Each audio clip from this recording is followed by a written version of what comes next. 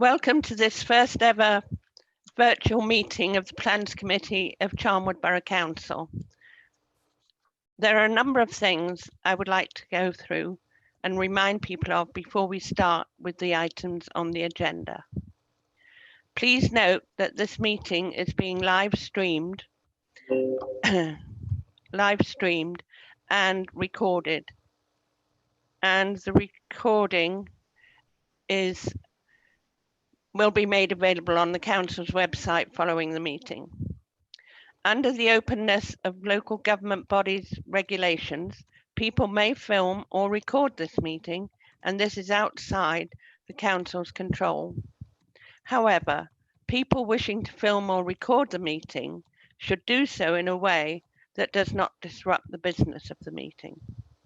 Also, so that the meeting is not disturbed, could I ask everyone present, please turn off your mobile phones or switch them to silent and ensure that your environment is distraction-free. And can I remind everyone that this is a public meeting, so please conduct yourself in an appropriate manner. Thank you very much. As this is a virtual meeting, it will run slightly differently. Members will need to introduce themselves and state their name and confirm that they can hear and see the proceedings. This is important for the purposes of recording attendance and transparency of the meeting. I will do this by undertaking an alphabetical roll call shortly. Members will use the raise hand feature in the participants section of the Zoom software. If they wish to speak and will be allowed to do so in a queue system, this is really just for the participants and not the attendees. Voting will be undertaken by a roll call of all present in alphabetical order. Each member will state their name and how they wish to vote, for, against, or abstain. Speakers will be called forward at the appropriate time by myself, and their microphone will be unmuted by the co-host. Speakers have 5 minutes each, and they will be timed by the co-host, Karen Widdowson.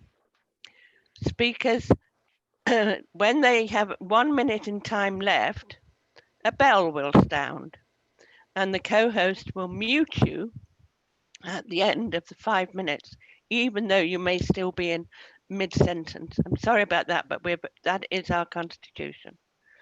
If there are any technical problems with the outside speakers presenting, then I or one of my fellow participants will read out the speaker's statement, which has been sent in advance of the meeting. I'm now going to confirm all of those in alphabetical order, the members of the committee.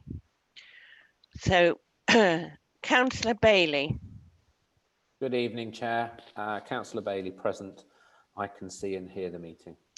Thank you. Councillor Bentley.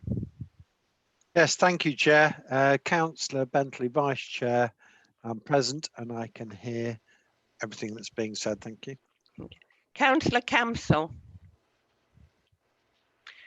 Can't hear. Unmute.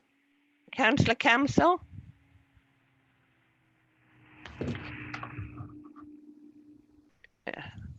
I think there's a slight problem, but I can see that he's here and he can hear us. Councillor Forrest. Could you unmute yourself, please, Councillor Forrest?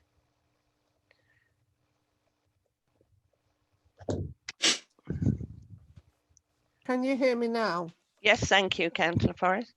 Thank you, Madam Chairman. This is Councillor Sandra Forrest. I confirm that I am present and that I can both see and hear. Thank you. Thank you very much. Councillor Grimley. I don't think. Thank you, Chair. Councillor Grimley, I confirm that I'm present and I can hear and see the proceedings. Thank you. Councillor Lowe, I think, has not been able to join us yet. Councillor Ranson. Good evening, Chair. I am here. My name is Councillor Ranson. I can hear and see you all. Thank you. Councillor Savage. Thank you, Chair. I'm John Savage, Councillor. Present, I can hear and see the proceedings. Thank you. I think I missed out. I'm very sorry, Councillor Hamilton. That's very remiss of me. Councillor Hamilton. Thank you, Chair. I can confirm, this is Councillor Hamilton here, and I can confirm that I can hear and see you. Thank you. Councillor Savage. Can you unmute? Oh, I've answered once actually, Chair, but yes, I am present and can hear and see the proceedings. Thank you. Thank you. Councillor Snart. Councillor David Snart. Madam Chairman, I'm present and can hear and see the proceedings. Thank you. Councillor Tassell. Good evening, Madam Chairman. Yes, I'm here. I can hear and see and follow the proceedings. Thank you very much. And Councillor Tillotson. Thank you, Chair. This is Councillor Tillotson. I can hear and see the meeting. Thank you. And myself, Councillor Fryer, I'm the chair, and yes, I can see and hear you all. Madam Chair, could I just interject? I need to confirm, Councillor Council, he can hear us, but I don't think he can speak at the moment. Can you just... Councillor Council, you can hear us, but you can't speak at the moment, is that right? Can you? Yes, he can't hear us. He can hear us, but not speak back to us. Okay, so if he can contact the IT support line to get that resolved for later in the meeting, thank you. Thank you. Now, I'm also going to confirm the officers that are in attendance. Mr. Richard Bennett. Good evening, Chair. Richard Bennett, Head of Planning and Regeneration. I can hear and see all the members. Thank you. Councillor, now we gave you promotion. Jackie Jackson.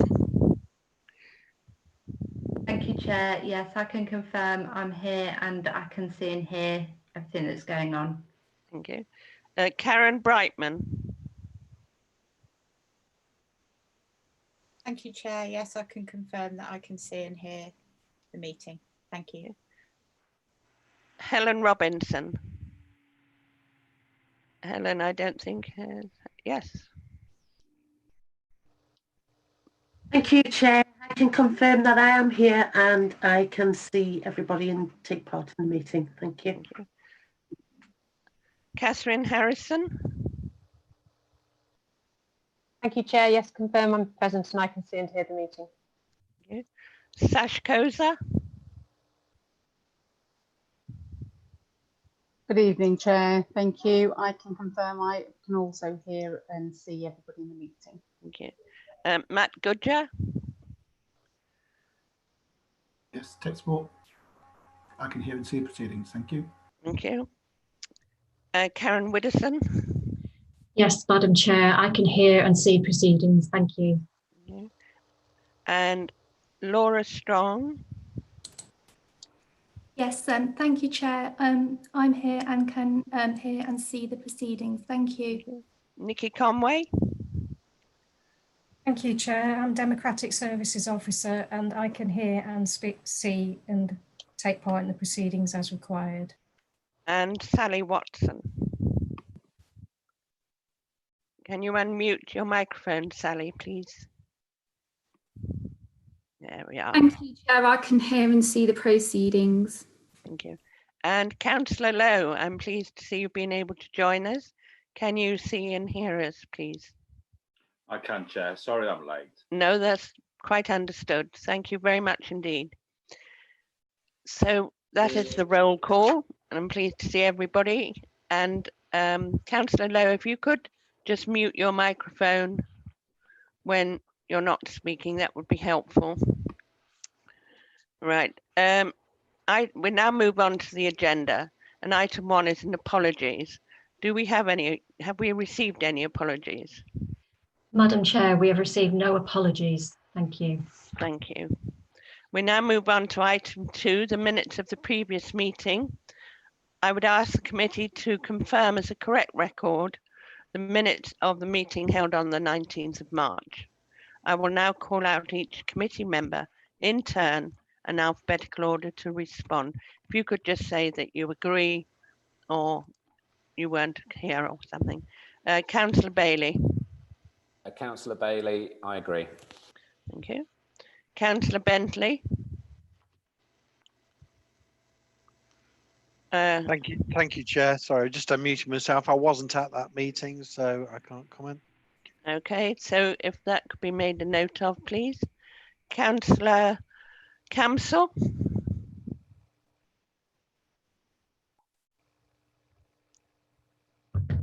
Can you unmute yourself, Councillor? Turn your microphone on. No, I think he can hear us, but not see. So, yes. He needs to get in touch with the IT help support line. Councillor Camsell, could I ask you if you could, as you can't hear us properly, if you could contact the helpline and just make a note of this. Oh, he's got that number. Just contact them. Thank you. Councillor Forrest.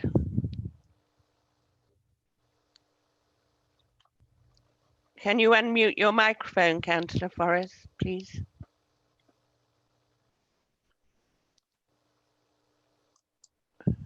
Can you hear me? Yes. Thank you. Thank you, Madam Chairman. I was not present at that meeting, therefore I abstain. Thank you. Councillor Grimley.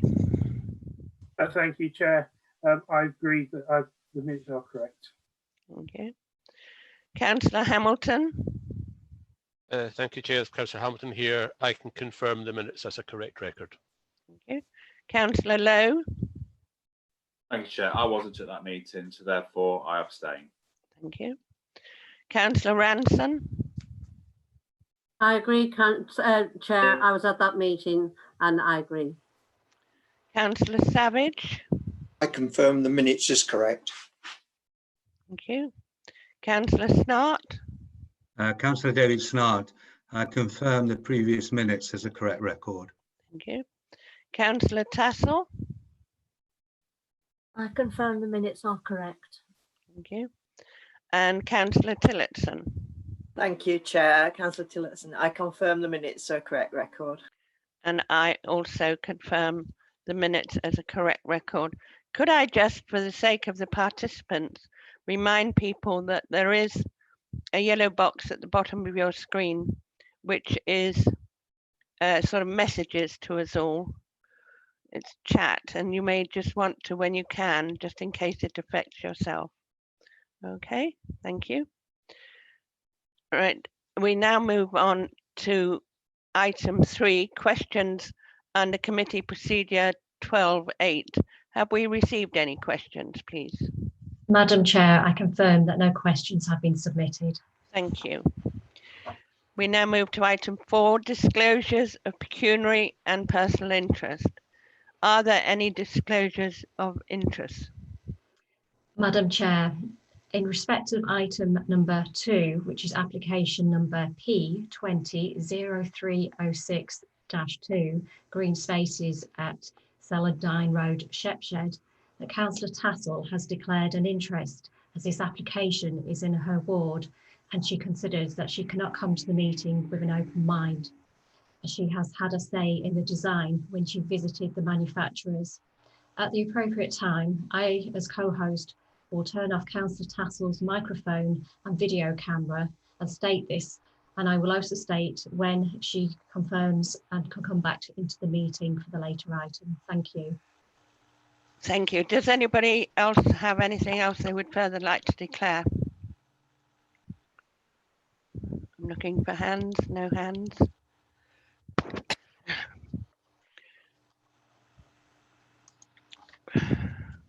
We now move on to item 5, the planning applications. At today's meeting, we have 3 applications of planning and 1 enforcement action to consider. Their details are set out in the agenda and the extras reports, of which we've had quite a few. So we now start with item 1, which is on page 7 of your agenda. And as per the public speaking, we will now be doing the following steps. There will be a presentation by the planning officer, and then we have 3 speakers. So first of all, if we move to the presentation by Karen Brightman. Thank you, Chair. This first item tonight is a planning application, which is a retrospective application for the erection of a 5-metre section of timber fencing on the boundary between numbers 51 and 53 Meeting Street in Quorn. Next slide, please. This is a plan of the location of the site. 51 is located to the north and east, and you will see that the two properties share a common boundary wall. Next slide, please. This is an aerial photograph of the site. You'll see where the property is indicated by a blue arrow. Next slide, please. This is a view from the rear of number 53, which is the application property. So you can see on the left-hand side the wooden fence, which is the subject of this particular planning application. Next slide, please. These photographs have been submitted by the neighbour at number 51, who I understand is speaking tonight. And these show the fence on top of the existing boundary wall, which is the wall of an old outbuilding. On the left-hand side, you'll see that there is a close-up of the fence panel from the neighbour's side, showing one of the items that he has a particular problem with, which is the unfinished nails or rivets or fastenings that are showing. Next slide, please.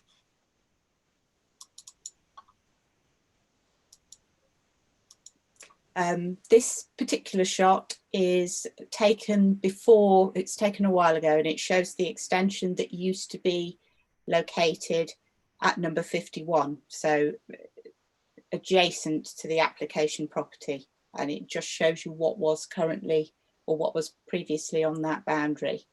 Next slide, please. This slide shows members the process of the extension being taken down.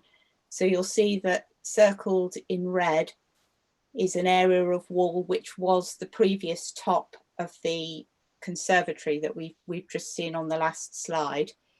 If you look down below that, you'll see that there are two sort of bandings in the brickwork. The bottom of those bandings is where the bottom of the fence is now, and the top of those two bandings is an area of wall that was taken down under a previous planning permission. And if you look at the two snapshots on the left, the one at the top shows the bottom of the fence and how that lines up with the area of white wall. And if you look at the one underneath, that shows, again, circled in red, where the previous conservatory wall used to come to. And if you also look at the yellow circled area on the right of the main slide, that shows you the fence that's the subject to the planning application. So it in effect sits behind the section of wall that's now been removed. So obviously now that section of wall has gone, it stands proud. Next slide, please. This is the block plan that was submitted. So you'll see, if you look at the red line, which is the fence itself, you'll see that that's set in from the boundary between the two properties. So it's entirely within the land that is the ownership of number 53, which is the application site proposal. Next slide, please. This is an elevation. Just to give you an indication of what's been submitted, you'll see the red dotted line on the left is the height of the wall. So the small area in between is the area that stands proud of that wall. So that's the area that's seen by the adjacent property. Next slide, please. The main issues for members to consider tonight are the character and appearance of the application. Its office's view that it's not something that is out of keeping. It is a garden structure located in gardens. It's timber. It's of a relatively pleasing appearance, although it is noted that there are some issues around finish on the opposite side of the fence, and it's not known what the cause to those might be, whether that's to do with the fact that there was a wall there previously that was removed, or whether there's an access issue to the fence. But nevertheless, it's not considered that those in themselves make the wall so unattractive that it's out of character and contrary to the development plan. The other next important issue that members obviously need to think about is amenity. Now, number 51 is set at a lower ground level. It's approximately 75 centimetres lower, which means that the wall, when you view it from the application property, is 2.5 metres high. But if you view it from the other side, it's approximately 3.3 metres high. So it's a relatively significant structure. That said, there are two things to consider there. Members need to consider what could actually be built under permitted development rights. And that would be a structure that was approximately 50 centimetres lower.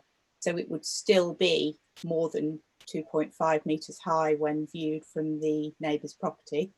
It would be somewhere in the region of 2.7. So it would be over permitted development rights from that property.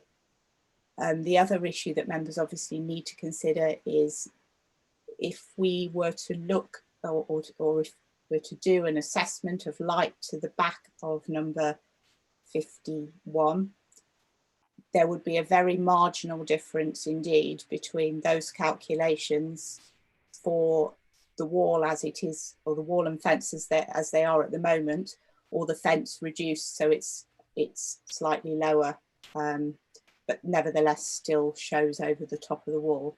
Now, officers have done those calculations and are of the view that the difference between the two doesn't represent such a significant change in the impact on light at the back of number 51 that planning permission should be refused.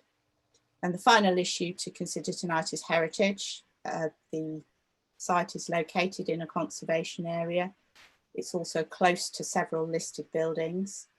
As is our duty when we assess applications, we need to identify those heritage assets and decide whether there would be harm to the significance of them. It's the view of your officers that there wouldn't be, due to the scale and the location and the nature of this proposal. Thank you, Chair.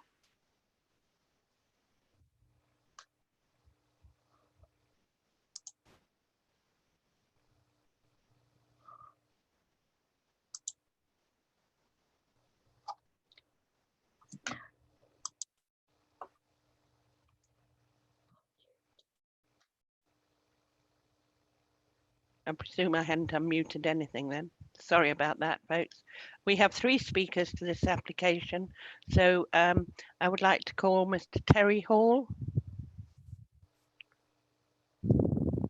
So, Mr. Hall, I've unmuted you. Can you hear us? I can, yes, yeah. Okay, I'm about to start the timer. You have 5 minutes. Thank you. Okay, thank you. Just about to press it now. Cheers. Good evening. My name is Terry Hall. I and my wife live at 51 Meeting Street, Quorn. We live in the adjoining cottage to the applicant. Thank you in advance for considering our response and objections to this planning application. I will endeavour to explain our thoughts in conjunction with and referring to the material reasons of both central and local government planning portals. The dominant and overbearing impact to ourselves are evident from the photographs you will have for reference, although it would be even more obvious if viewed on site. The extent to which the fence affects our property is made worse by our ground level. Loss of light is a consequence of overbearing or dominance when a property is at a lower ground level. We are 3/4 of a metre lower than the applicant. I am sure the structure from a design appearance and materials point of view looks absolutely fine from the applicant's side. From our side, we are subjected to 3 125mm square posts, protruding screws some 30mm through intermediate timber strengtheners and dangling cables to lights. These are clearly visible and are 600 millimetres above our garden wall, or very close to 600 millimetres.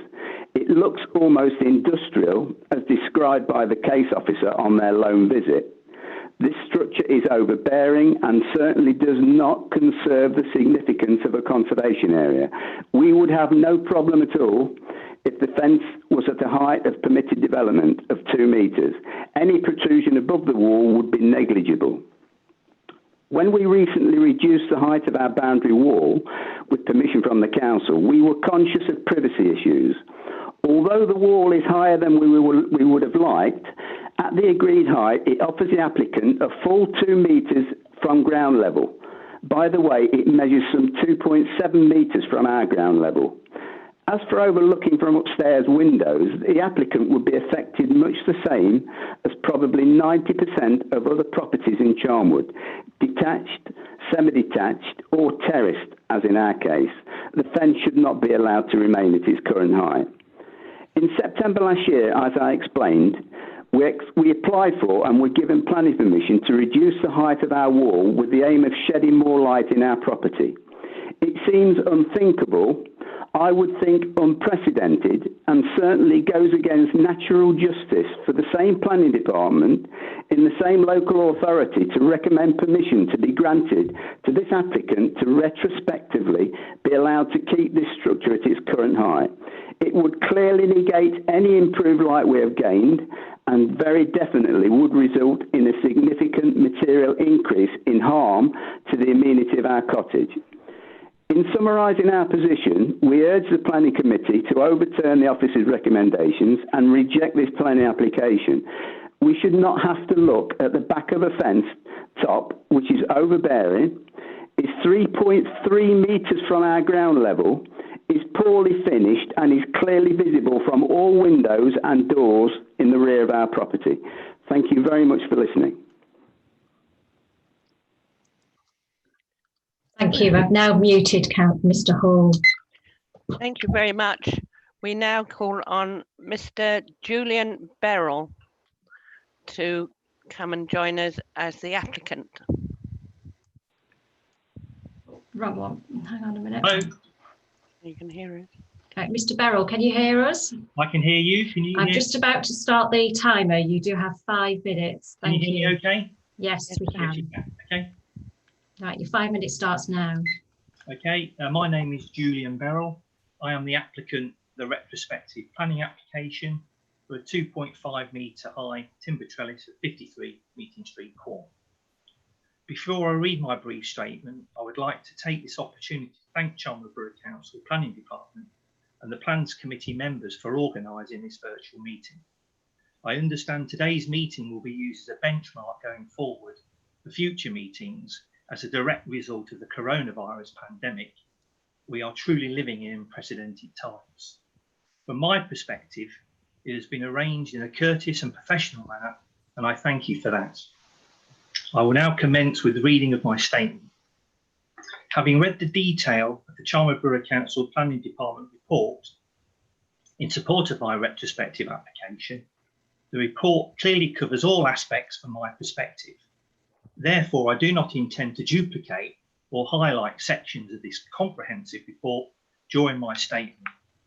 However, if I may, I would like to provide some context and historical background in support of my application. In April 2018, as part of a 2-phase garden redesign plan, I dismantled a 2.5 metre high timber potting shed. The demolition photographs were included as part of my retrospective application. The potting shed was fixed to the garden boundary wall at a height of 2.5 metres. It has been in that position for 40 years. The garden boundary wall has stood for over 400 years, also at a height of 2.5 metres. The age of the wall has been assessed by English Heritage. However, it has no historic value today. The previous owners of 51 Meeting Street built a conservatory abutting the 2.5 metre high boundary wall well over 30 years ago. As part of its design, it increased the height of the boundary wall to 3 metres. Therefore, for the best part of 30 years, a 3-metre boundary wall has divided 51 and 53 Meeting Street. If I may go back to the aforementioned garden redesign plan, we only wish to replace the potting shed with a well-designed timber trellis of equal height. All relevant photos and scale drawings have been submitted in support of the design. If the potting shed was still in situation today, regardless of the boundary wall's recent reduction in height, the total height footprint of the potting shed would still be at 2.5 metres and would have been deemed acceptable prior to me taking it down, as it has been for well over 40 years.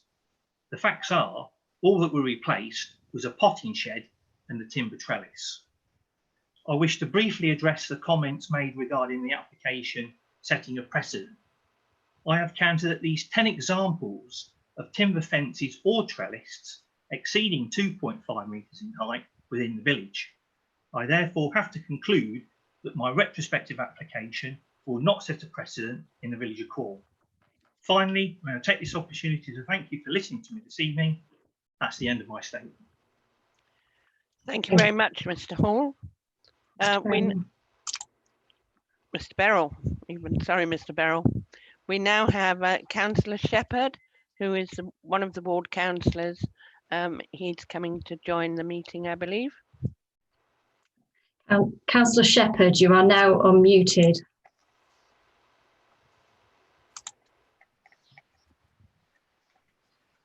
Councillor Shepherd, can you hear us? Good evening. Can you hear me? Yes. We can. Thank you. May I start? Your 5 minutes starts now. Thank you. Thank you, Madam Chairman.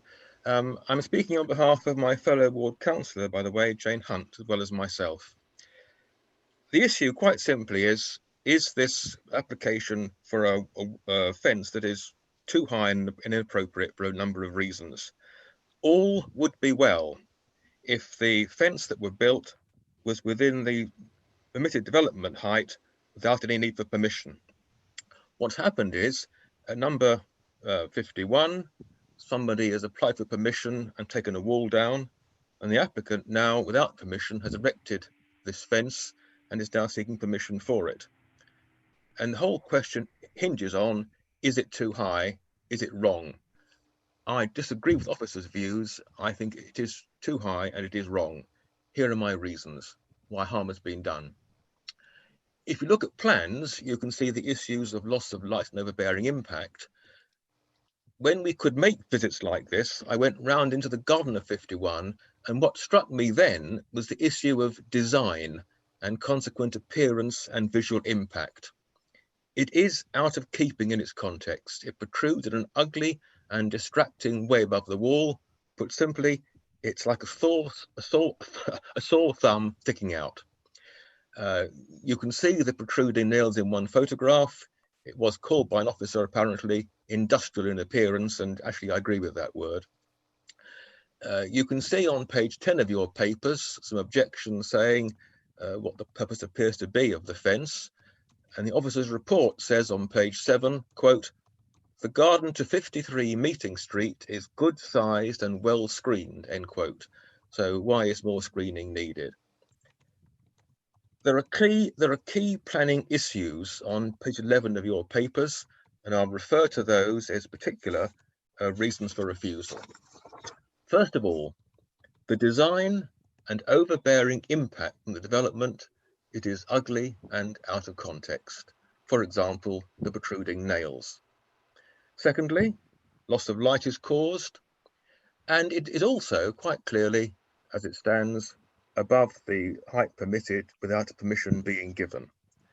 I ask you, please, to refuse the application, and I'd like to conclude by just emphasising, as Mr. Hall has done in his remarks, if the applicant chose to build a fence within permitted development rights, which would need no planning application, Mrs. Hall would have no problem with that, and there would be no problem. So could I ask you, please, to refuse permission for this application? Thank you. Thank you very much, Councillor. Would Mrs. Brightman wish to come back to any of the comments made before I open it up for discussion? No, I've not got anything to add to those comments. Thank you very much. I have 3 speakers and they are in order of putting their hands up. So Councillor Bailey. Thank you very much, Chair. And thank you very much for the officer's report. It's very thorough. Just a couple of things, really. I can see it from both sides in all fairness. I do think that the fence is slightly over-exaggerated in the fact that you've got the height difference in the 2 ground levels between the 2 properties, which probably doesn't help the matter at all. I also agree that the nails protruding through the fence aren't a great thing. Whether that's actually a planning issue or whether that's more the health and safety issue, I'm not quite sure. I have to say I'm in favour of officers' recommendations, and I propose that we go with officers' recommendations. Thank you very much, Councillor Bailey. Councillor Ranson. Good evening, Chair. Could the officer go back to the photographs of the actual object, please, the fence, just to let me have another look at it, please?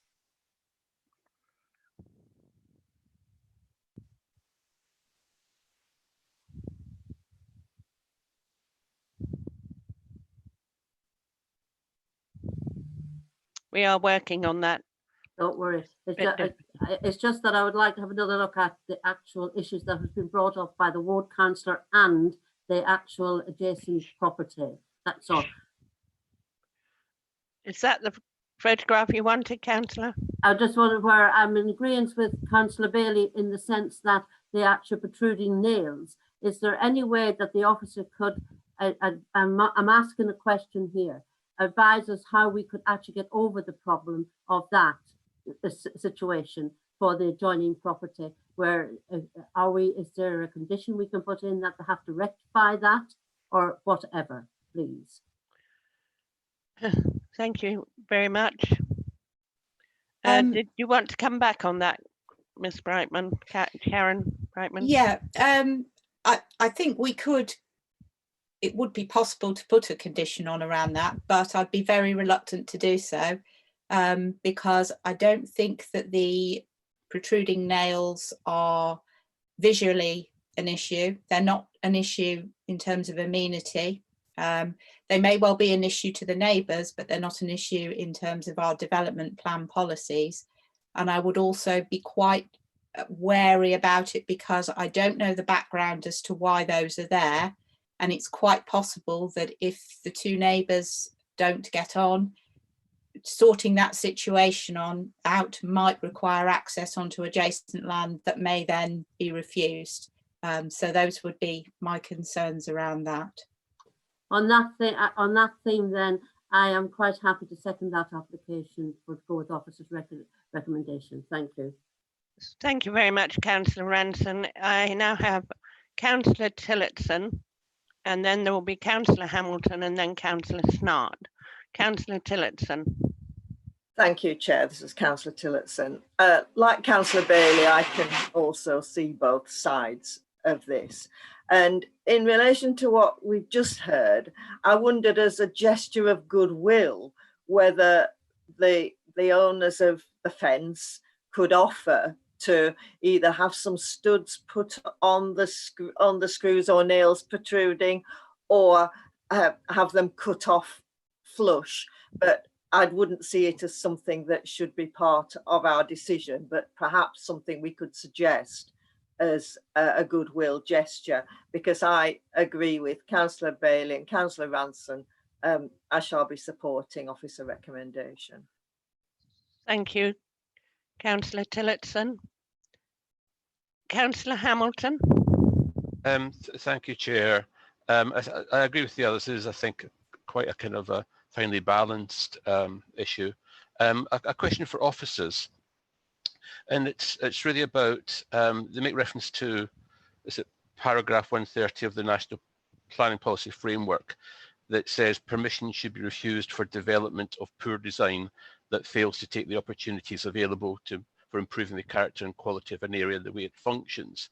Is that a material consideration? In other words, do we have to consider that this fence does improve the character and quality of the area? Karen Brightman. The NPPF, or the National Planning Policy Framework, is of course a material consideration in planning applications. That said, it's giving some advice relating to design, and that is very much a subjective thing. The office's view on this particular application is that the design of it isn't poor and doesn't detract from the character of the area. Yes, there's some finish issues with the neighbours, but those aren't of such a scale that they would conflict with the development plan or other material advice, such as that's given in the NPPF. Thank you. Thank you. Councillor Snart. Madam Chairman, thank you.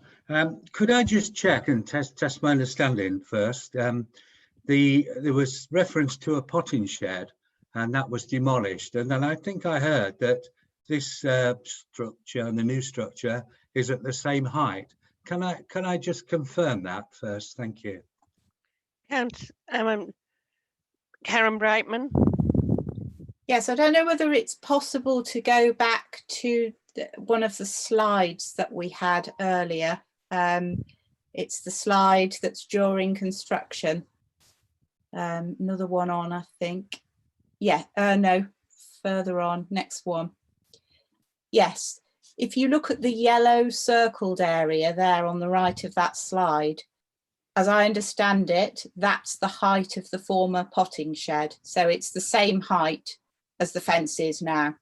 But the section of wall between the two bands is what's gone. That's been taken down along, obviously, with the area, the part of the building that's above it, if that helps at all. Councillor Snart, does that help? It helps me a great deal. Thank you, Madam Chairman. Could I just check as well, in the notes and our papers, it does talk about there will be some impact on daylight on the rear of the patio doors of 51. Is that enough to actually say that there is something that we need to take consideration? Before I go back to Karen Brightman, Jacqueline Jackson would like to speak to this.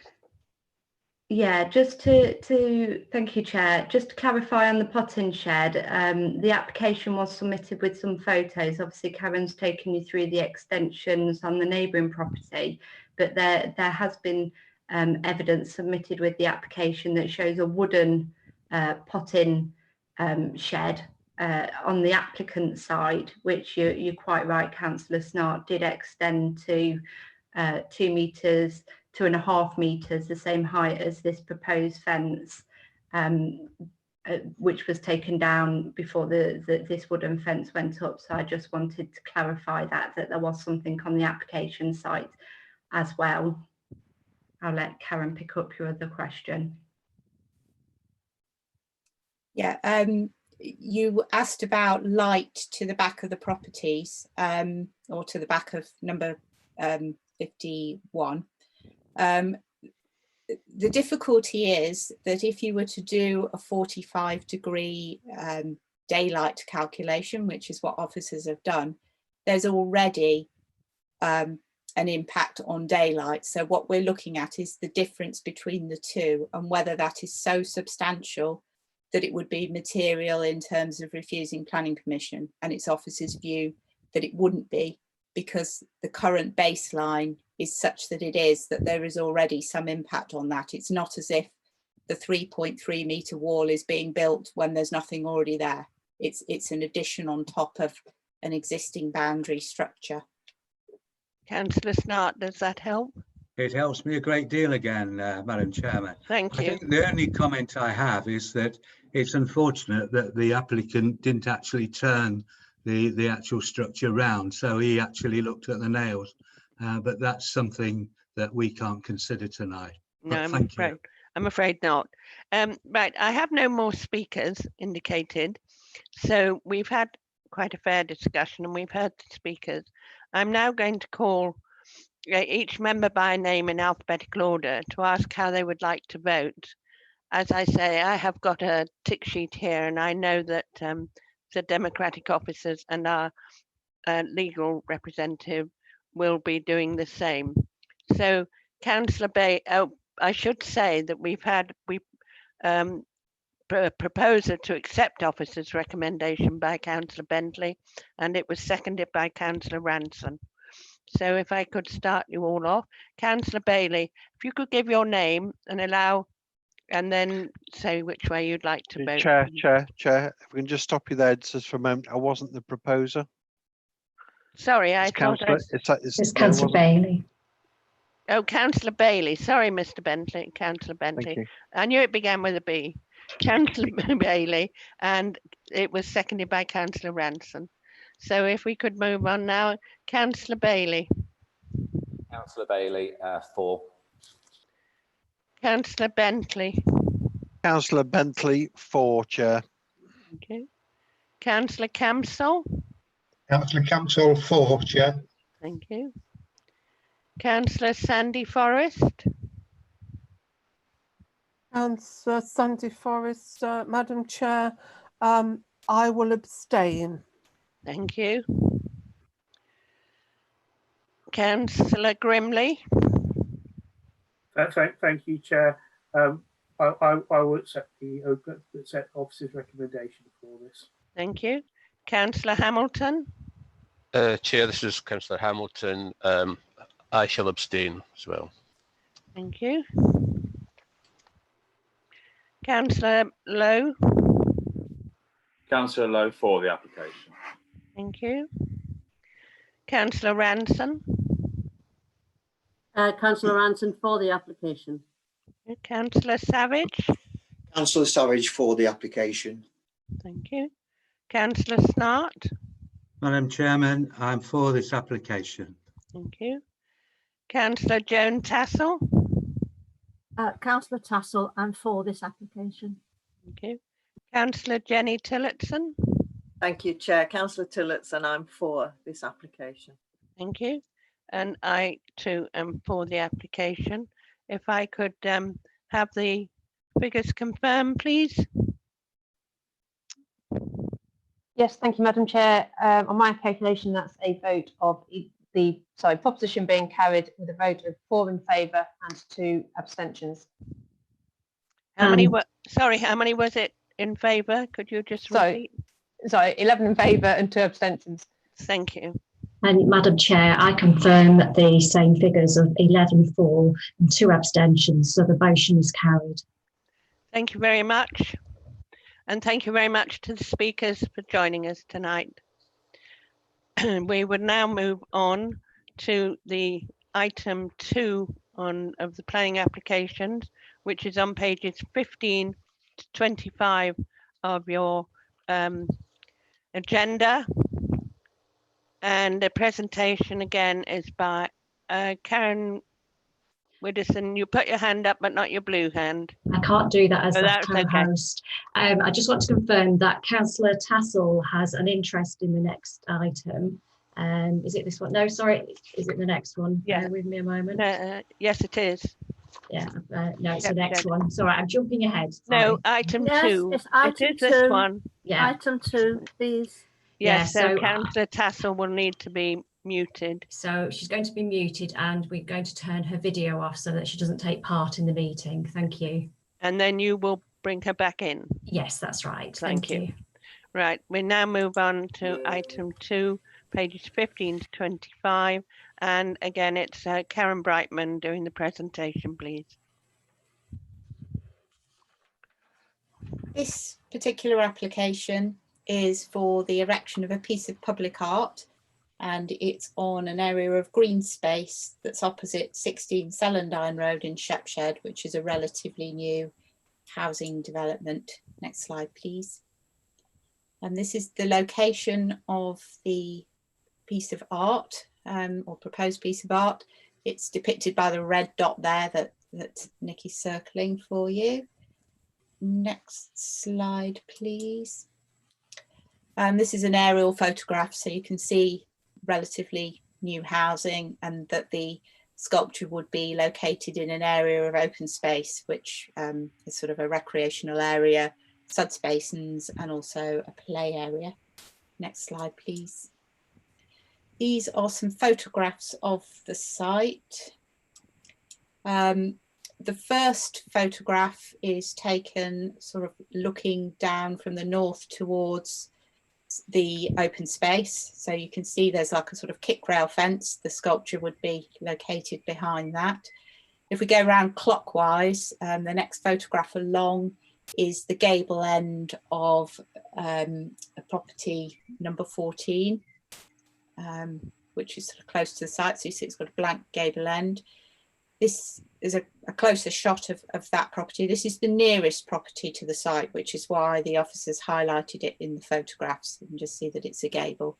And then the last photograph along, again, you've got Celandine Road in the foreground, but that's taken from the south, looking in towards the green open space.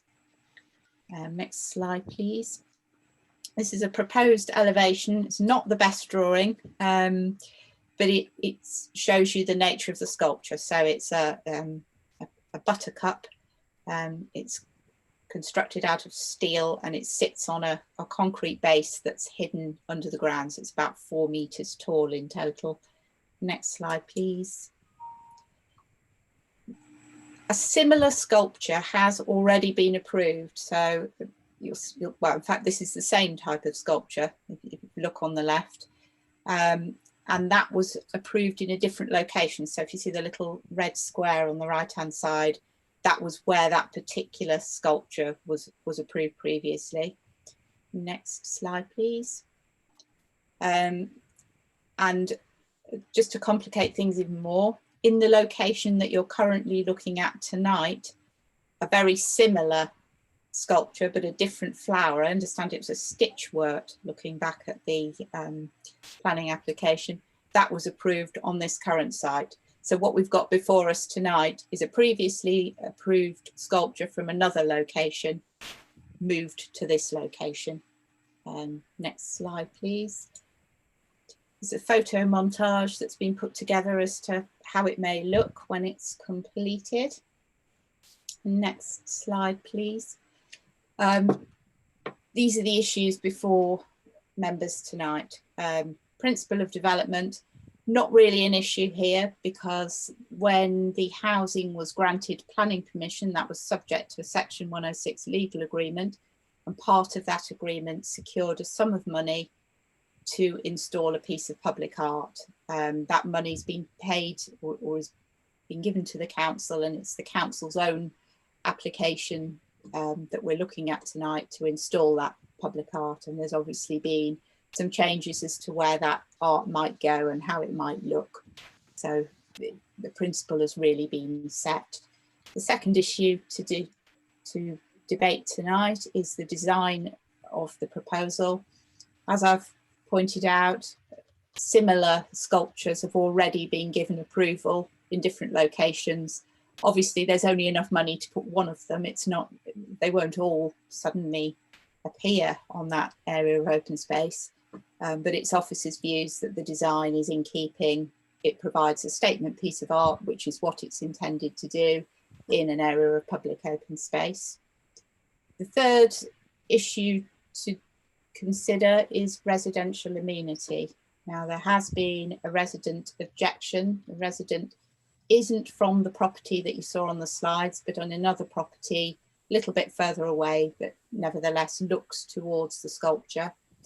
In terms of the classic things that you'd assess with amenity, obviously because of the distance and the nature of what's being proposed, there's no amenity impact in terms of loss of light or all the standard things that the policy is looking at. And the issue is more the consideration of whether that piece of art may well attract people sort of hanging around, and whether that would lead to antisocial behaviour. But there's no reason to think that that would, and indeed the whole principle of a piece of art within the development is something that's already been agreed. The fourth item on the list here is the impact on mineral resources. I don't think that's a huge issue. It's had to be raised in the officer's report because the site falls within a minerals, I think it's a sand and gravel area. but it's been confirmed there would be no issue or no impact on that resource. Certainly not as a result of the sculpture. That's not particularly a big issue for tonight. And lastly, some other items have been raised in the report, and those are issues that have been raised by residents. So that is the issue of antisocial behaviour and the possibility it might encourage that. Again, it's already been agreed in principle. And also there has been a question as to whether it's a good use of resources, but I would just want to point out that those resources have already been secured and paid by the developer to the council on the understanding that a piece of public art is provided. Thank you, Chair. Thank you very much. We have no speakers to this application, so I would ask councillors if they have any comments they'd like to make. And so far, I've got loads. So Councillor Snart, first of all, and then followed by Councillor Grimley. Madam Chairman, thank you. I propose officer's recommendation. The principle of the proposed development has already been established by virtue of previous planning permission. I just want observation, as the situation is adjacent to Celandine Road. I thought it would be appropriate to put a celandine up there and not a buttercup, but there we are. But I do propose officer's recommendation. Thank you very much. Councillor Grimley. Thank you, Madam Chair. I'd like to second the officer's recommendation. I agree it's already been agreed in principle previously, and have no real objections to the revised design on here. So, or the design for this. So I'll second the officer's proposal. Thank you. Councillor Forrest.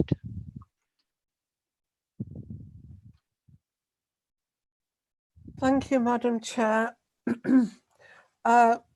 First of all, I've got one or two queries that I would like to put to our officer, please.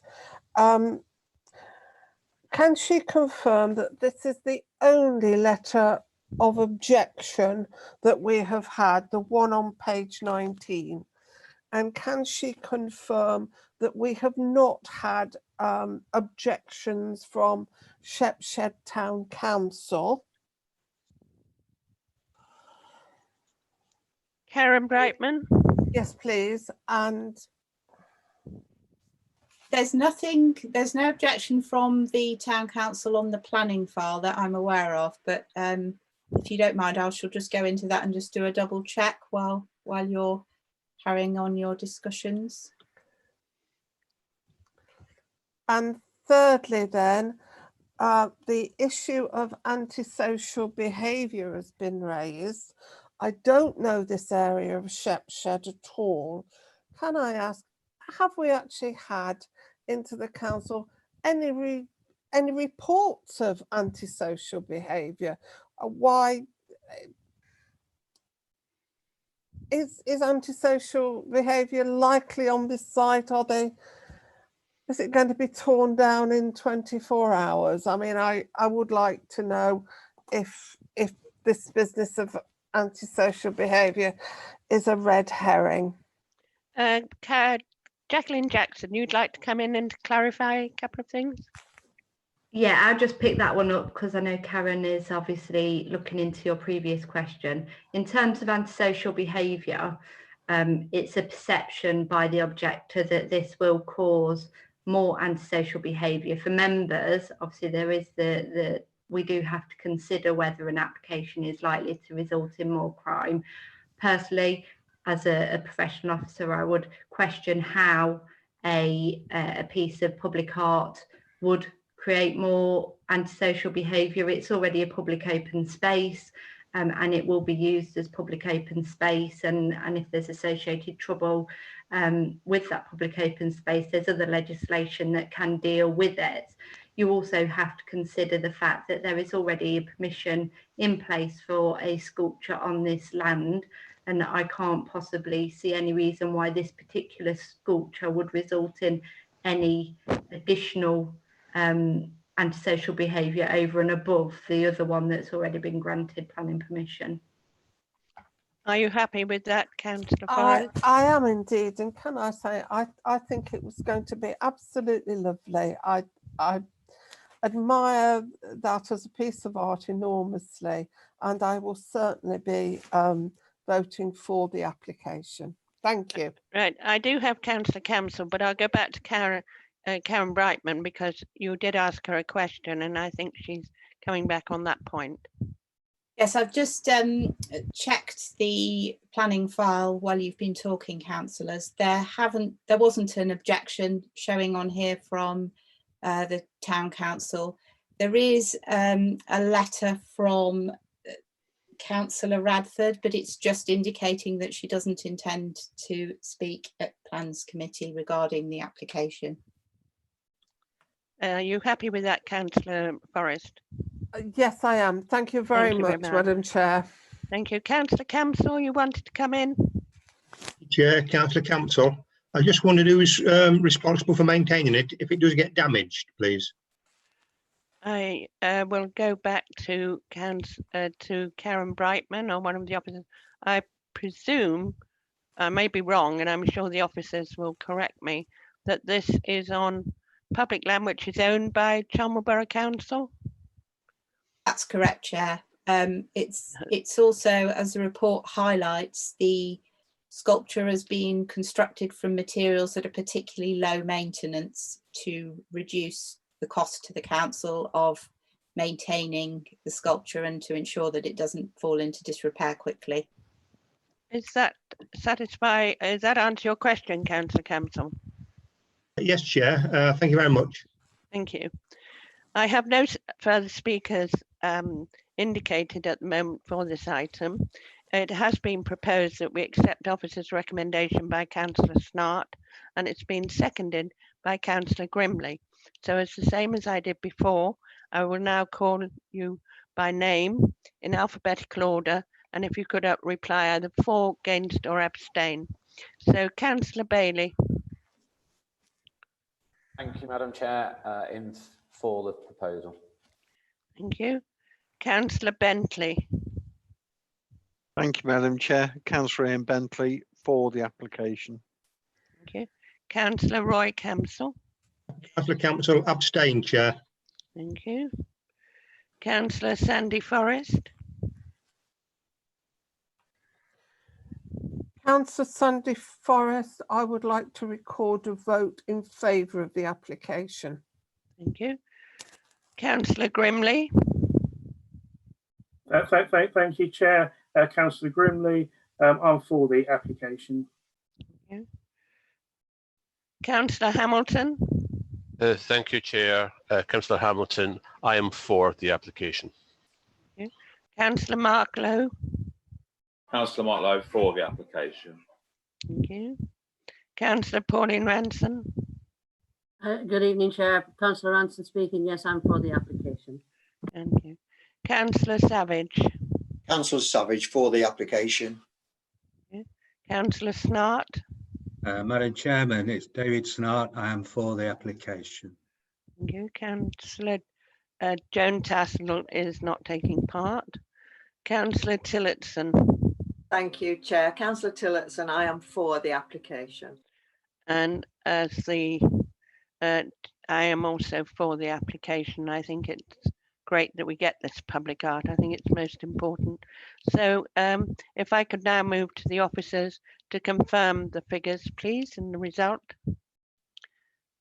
Catherine Harrison. Yeah, thank you, Chair. Thank you. The motion was carried with a vote of 11 in favour of the proposition, 1 abstention and 1 councillor not taking part in the debate and vote on this item. Okay.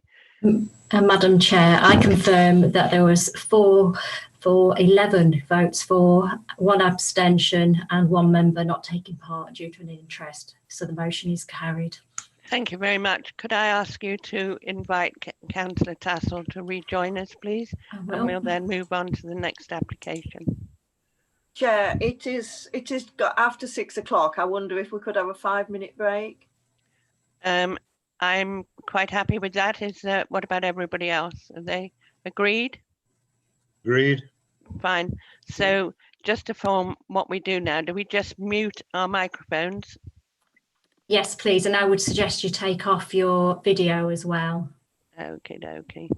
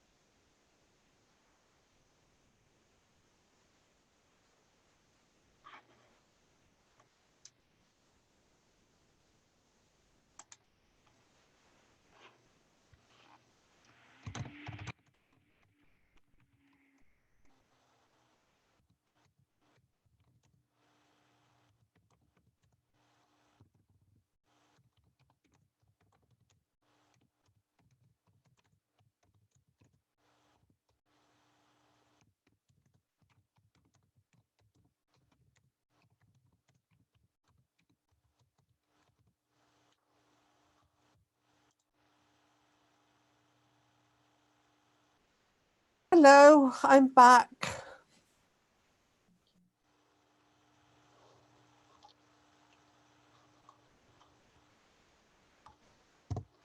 We're just waiting to make sure. I think we're just missing a couple of people. And then we'll be back.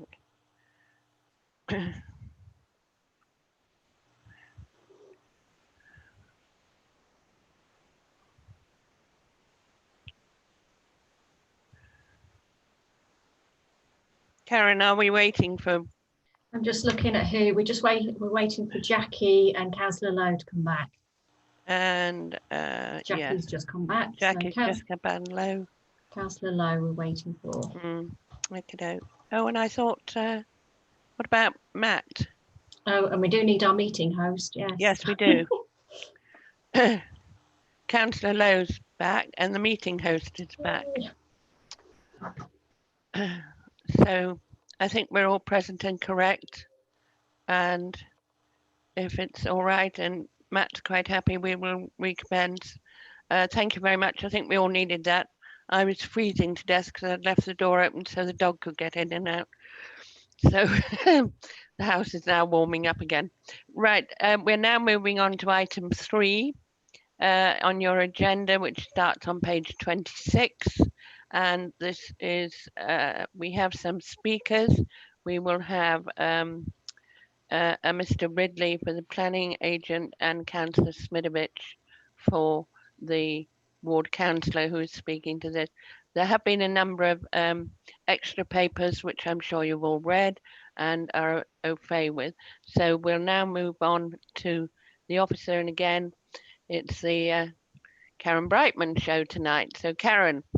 Sorry, yeah. This planning application is for extensions to the side and the rear of an existing detached house at 59 Ashley Drive in Loughborough. And those extensions are to facilitate the house being divided up into 2 flats. Next slide, please. This is the location of the site. So you'll see it's at the very end of Ashley Drive, adjacent to the university and the barrier entrance into the university. Next slide, please. This is the house indicated on an aerial photograph by the blue arrow there. Next slide, please. These are some photographs that the officer took of the site. So if we go clockwise round the screen again, first photograph is of the front elevation of the property. You'll notice at the side there is a garage which has now been demolished. The next photograph along is the garden is sort of taken of the back of the adjacent property. So if you remember from the map, there was only one neighbour, and that's that particular neighbour. Moving on down, this is a shot of the rear of the property. Again, the extensions at the rear here, the conservatory and the flat roof extensions have been removed. And then the final photograph that's been included tonight is again the front of the property, and that's just to show the extensive boundary treatment that there is between the university and this residential area. So it's palisade fencing and structural planting as you might expect. Next slide, please. This is a block plan of the property. So you can see the sort of L shape of the extensions that wrap around it. Those are mostly 2-storey extensions, but there is a small area of single-storey extension along the boundary. Next slide, please. This slide shows the elevations as existing up at the top, and then down below them, the elevations as proposed. So you'll see that the extension from the side of the property is slightly set back. The roof's also set lower to make it subordinate to the existing property.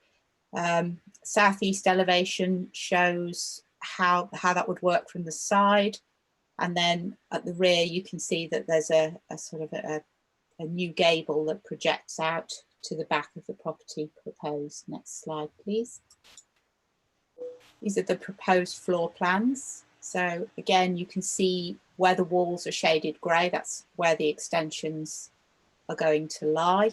And you can see, if you look at the very edge of the ground floor plan, you can see that that's slightly larger than the first floor plan, which just shows you where the small element of single-storey extension is. Next slide, please. Issues for members to debate tonight, obviously the principle of the development. I need to point out that it is in Loughborough itself, so it's in a sustainable location for growth.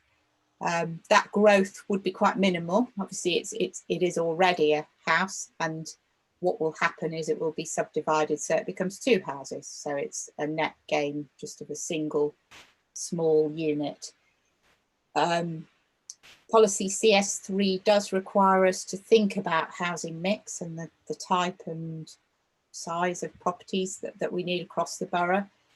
And as you'll be all too familiar, Headner gives us an indication of the type of size of units that we'd be looking for. This is a 3-bed house at the moment. That's the type of house that's Headner says we need, but the proposal would create 2 2-bed houses, and those are also a size of property that Headner identifies that we need. So in terms of that, it really is it's not really a material difference. It's the difference between 1 3-bed or 2 2-beds, both of which are types that we require. So there isn't actually a conflict with CS3 or CS1 of the core strategy. The design of the proposal is obviously important, and the impact that it would have on the street scene. Now, the design has, as I understand it, been amended from previous applications for slightly different proposals within this dwelling. It meets with our design guidance. It's sympathetic to the existing dwelling. They are large extensions, but that said, they've been set back and set down so that they remain subordinate to that house. It's also worth noting that the property itself is one of its own type. There's quite a few uniform semi-detached houses along that road that all read together as a group. This detached house at the end of the road is very much sets its own style, and in that respect it's not considered that the design of the extensions makes it at odds with the street scene that surrounds it. And also obviously the design itself mitigates any impact in that it's set back. The house itself is set back from the road as well, and well screened from the university elevation. Amenity is obviously an important thing to consider. Officers have done those assessments, in particular with regard to number 57, which is the neighbouring property. That property has a kitchen window, which I should have pointed out. I don't know whether we could just go back a couple of slides, actually. No, go away. Go away. Is it okay to go back? One more, maybe just to there's a picture that's the photograph slide, sorry.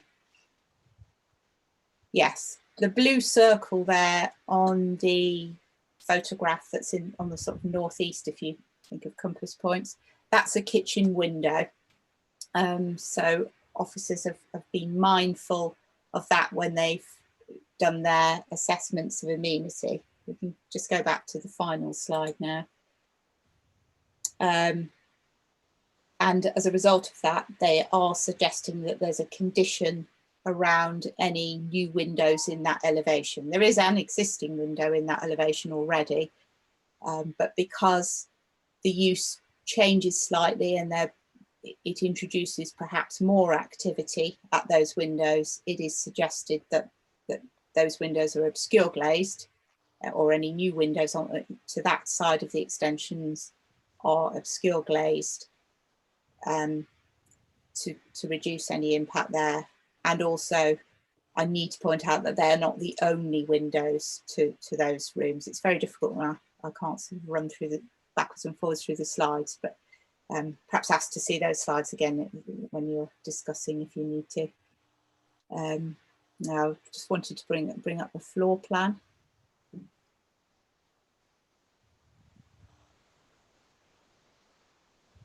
Yes, so you'll see that there are 2 windows at the side. One's an existing window, and there's another new side window proposed to the new living area. But because that's not the main window or the only window to serve that room, it would be perfectly acceptable to ask for that to be obscure glazed. That's just wanted to show you that on the floor plan. So if we just go back to the final slide. So in terms of amenity, officers have done those assessments. It's not considered to be in conflict with any of the design guide amenity criteria. There is obviously the additional consideration, and it's one that I think has been raised by speakers tonight, and that's concerns about noise and the possibility that the property will create noise for neighbours. I do need to point out on that this application is for 2 flats. It's not considered that that would represent such an intense use of the property that would give rise to noise and disturbance to neighbours that's so material that planning permission could be refused. It's a detached property, so there are no issues with insulation or internal transmission that are outside of the property, and the issues around lifestyle and who the property may be rented to isn't something that the planning system could control. Just turning to parking, the property or the proposal provides 4 spaces, which is as it is now, and meets the standard. The standard would require 3 on the basis that each flat generates a need for 1.5. So it actually makes a slight over provision there. Highway safety isn't considered to be an issue. It's obviously at the end of a cul-de-sac with a controlled entrance barrier, so speeds are generally quite low. And finally, the officers have looked at the situation with bins. Because it's doubling the number of units at the property, it would be fair to assume there'd be double the amount of bins, but there is ample space to store those behind the property and bring those round for bin collection. Thank you, Chair. Thank you very much. We're now moving, we have a couple of speakers to this. If I could call Mr. Darren Ridley, if we could ask him to join us, who's the planning agent for the applicant, and that will be followed by one of the ward councillors, Councillor Smidovic. So if we could see if Mr. Ridley is available. Good evening, Madam Chair. Thank you for the invite this evening. I will just start the timer. So you have 5 minutes, Mr. Ridley. Thank you. Okay. The applicant would like to highlight the proposal is for Class C3 flats and not a house of multiple occupation. The 2 are entirely different animals in planning policy terms. Flat proposals are not considered against HMO policies like Policy C4 or the policies in Chapter 4 of the HSPD that guides HMO developments. In the applicant's opinion, officers have given sound reasons why planning permission ought to be granted for this proposal. They have done so taking into consideration a recent appeal decision that dismissed the conversion of the property into 5 flats. So notwithstanding the more intensive use of the property proposed at that time, the inspector found that there was no harm in terms of local parking arrangements, including highway safety. The council's environmental health team had reported no antisocial behaviour complaints in the streets surrounding the property over the preceding 12 months. In design terms, the proposed building envelope would integrate appropriately with the varied style and appearance on both sides of Ashley Drive. And the extended building would not harm the living conditions of neighbours in terms of light, outlook and privacy. He did have concerns about the outlook of flat and the roof space. However, the applicant has omitted development in the roof space from these current proposals. On the basis that the proposal facilitated 5 separate households, the inspector found that the intensification of use would lead to increased levels of external activity that would be detrimental to the living conditions of neighbouring properties. He did not say a lesser scheme would be unacceptable. Accordingly, these conclusions framed the revised proposals that are before you today. We now have a reduced scheme of only 2 flats that in the context of their lawful use would accommodate only 2, not 5 households. Each flat would accommodate a small family or 2 unrelated adults, as officers have set out in their report. An objector has intimated this development could accommodate 8 people. Such an intensification of use would take the development out of Class C3 use and would require the express planning permission of the council. This assertion is therefore misleading. If objections were to persist based on the proposal being an HMO and not 2 flats, it would be evidence that could lead to a award of cost against the council at appeal. The proposal would not lead to a loss of a dwelling, as the objector asserts, but to the gain of an additional C3 dwelling. And officers have made it clear that there is need for the flats development set out in the Hedner study. The inspector's decision did not dictate that no flats development would be possible on the site, but that the level of intensification of use was deemed unacceptable. Officers considered this reduced scheme would not result in levels of activity where they could reasonably conclude that there is a significant adverse impact on residential amenity, and the applicant wholly agrees. An objector suggests that the police investigated antisocial behaviour complaints, and having consulted the police crime report maps for the area, there were no reported antisocial behaviour crimes on the property for the year ending in November 2019, the time when the application was made. And again, the council's environmental health team had reported no antisocial behaviour complaints in the streets surrounding the property over the preceding 12 months. In the applicant's opinion, officer provided sound justification for the approval of this reduced scheme against the relevant policies of the development plan.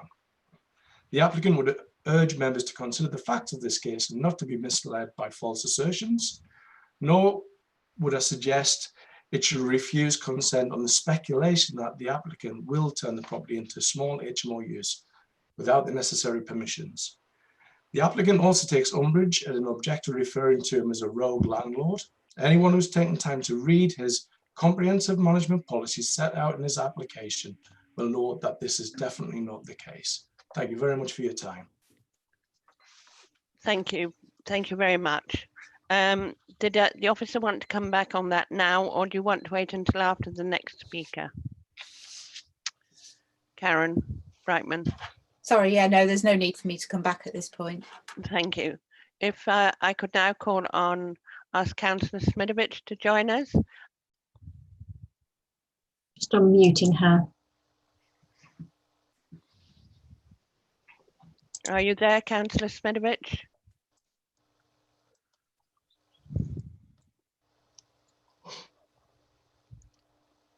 Councillor Smidovic? Unmuted, is that better? Thank you. Thank you very much. If you'd like to commence, Karen Widdowson will indicate again the timing principles, as it's slightly different now we're on this virtual meeting. Karen, Okay. could you just clarify that? Yes, so Councillor Smidovic, you have 5 minutes and I am just about to start the alarm now. Thank you. The time starts now. Right. Good evening, members. The concluding paragraph of the planning officer's recommendation on page 38 states that there are no material considerations which override this approval. However, the objectors disagree, as the Crime and Disorder Act 1998 on page 30 of your report places a duty on the local planning authority to do all that it can to prevent crime and disorder in its area, which is a material concern. This is the reason why 2 planning inspectors have refused applications on number 39 as an HMO and number 59 as flats. I have never said it was going to be an HMO. The police commander has also confirmed the extent of the crime and disorder that has significantly increased over the past few years on Ashley Drive, and requests this application is refused. Residents have asked that the new local development plan takes into account the cumulative effect of the number of occupants in an area and not just the number of HMOs. Those of you that have read the online letters of objection could not have failed to see that the planning officer omitted to include the major objection quoted from the second planning inspector's report.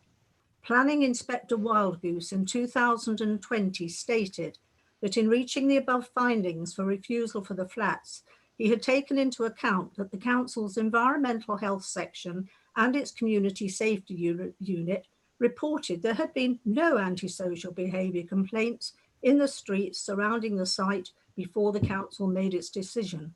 Furthermore, the appellant had drawn his attention to the presence of university procedures that intend to reduce instances of antisocial behaviour and that property would be subject to a neighbour complaints policy. It's always been in place. However, such arrangements would not overcome my wider concerns, said Inspector Wildgoose, relating to the increased external activity resulting from comings and goings and associated noise and disturbance that would be experienced by local residents due to the more intensive use of the site, whether it is flats occupied by students or not, when taken together with HMOs and other student accommodation nearby. He made these comments prior to the more serious events that once again involved police presence, as the university security were unable to control the situation in October 2019. The police commander, chair of the Community Safety Committee, has also confirmed that there is considerable underreporting of complaints, especially on Ashley Drive, and from a police perspective, he would respectfully ask that these applications should not be granted. He said he had received no cooperation from landlords in relation to the events in 2019. The applicant has recently received a substantial fine in relation to rented properties. Could I just speculative. interrupt there, please? No, Madam Chair, please object. Sorry, you will be able to continue, but I think you were mentioning about something about hefty fines. That is nothing to do with the Plans Committee. Please keep your remarks to the application, not to what is happening. We are only discussing the application as far as the building is concerned. Thank you, Councillor. You may now continue. You've got 1 minute and a half left. Thank you. The application is speculative and it goes against EV1 and CS2. And once approval is given under permitted development rights, these flats can be enlarged. The planning inspector made the point that whether the flats are occupied by students or not, there will be increased external activity resulting from comings and goings. To convert this property to allow flats would set a precedent. This committee has refused 4 in Loughborough in the recent past. It goes against the MPPF objectives in paragraphs 8, 111, 130 and 180. What is needed is a family home and garden space. There were already empty rooms on campus before the pandemic, and there is adequate accommodation in town with many empty rooms and several thousand additional bed spaces available for both students and other workers. Loughborough needs family homes near schools, and this property has always been a family home and will need much needed balance and support. As the head says, we also need 3-bedroomed houses. These families, the very few that are left, have suffered an incredible amount of distress over a long period of time. So we are asking, please refuse this application. These 2 flats are simply a rose by any other name. It will be many, many occupants in it. Thank you, members. Thank you. I'll now mute your microphone, Councillor Smidowitz. Thank you. Thank you very much. I would like to now go back to the officer, to Karen Brightman, if she would like to make some comments to that, please.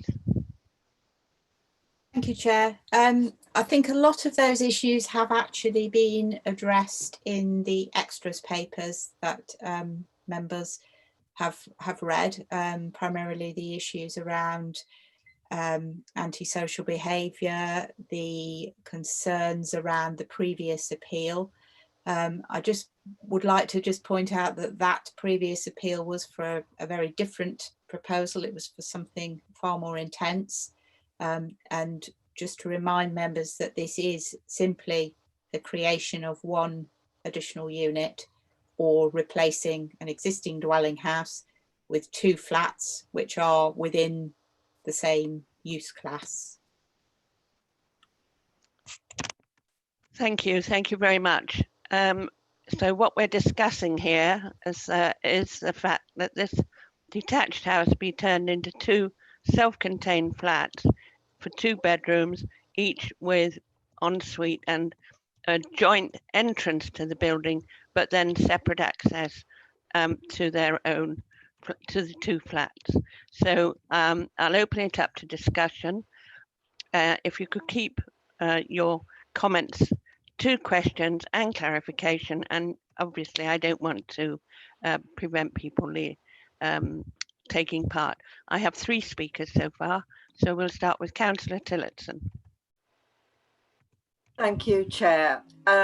This is a much improved proposal from the previous application for 5 tiny studio flats, which committee refused and which was also refused on appeal. The exterior, I believe, is a significant improvement from what is currently there. I understand Councillor Smidovich's concerns, but we can't assume it will lead to an increase in antisocial behaviour. And it could be affordable rental for 2 small families. It doesn't, I'd like to think that is what it would be used for. So I am inclined to propose acceptance for officer recommendation, but I just have a couple of questions. Do we know how the exterior is going to be divided, both front and rear? That's my first question. And my second one is it a shared entrance, or will each flat have its own dedicated entrance? Did you want to come back now? I do see that Jackie Jackson has put her hand up. Did you want to speak before the rest of the discussion? And I'll go back to Karen. I was just going to offer to take the question, but if Karen would prefer to, that's absolutely fine. Karen, don't fight about it, girls. One of you do it, please. I'd have been quite happy with you answering, Jackie. The subdivision is a horizontal one, so each floor would be its own separate unit. I don't know if it's a good point to perhaps put the slide back on that shows the floor plan again, just to help members. Just let Nikki get through to it. Yes, there we are. So you can see that the ground floor is apartment 1 and the first floor is apartment 2. There is a shared lobby, so you go through what's the existing front door to the property, and then you go straight ahead, obviously, to get into the first flat, or you turn and go up the stairs to get into the second flat, if that's helpful. In terms of, if I just pick up on the other communal spaces, the rear garden would be shared. It's not being proposed to be separated as part of the application, which isn't unusual for flats. And you can see flat 1 has direct access through bifolding doors.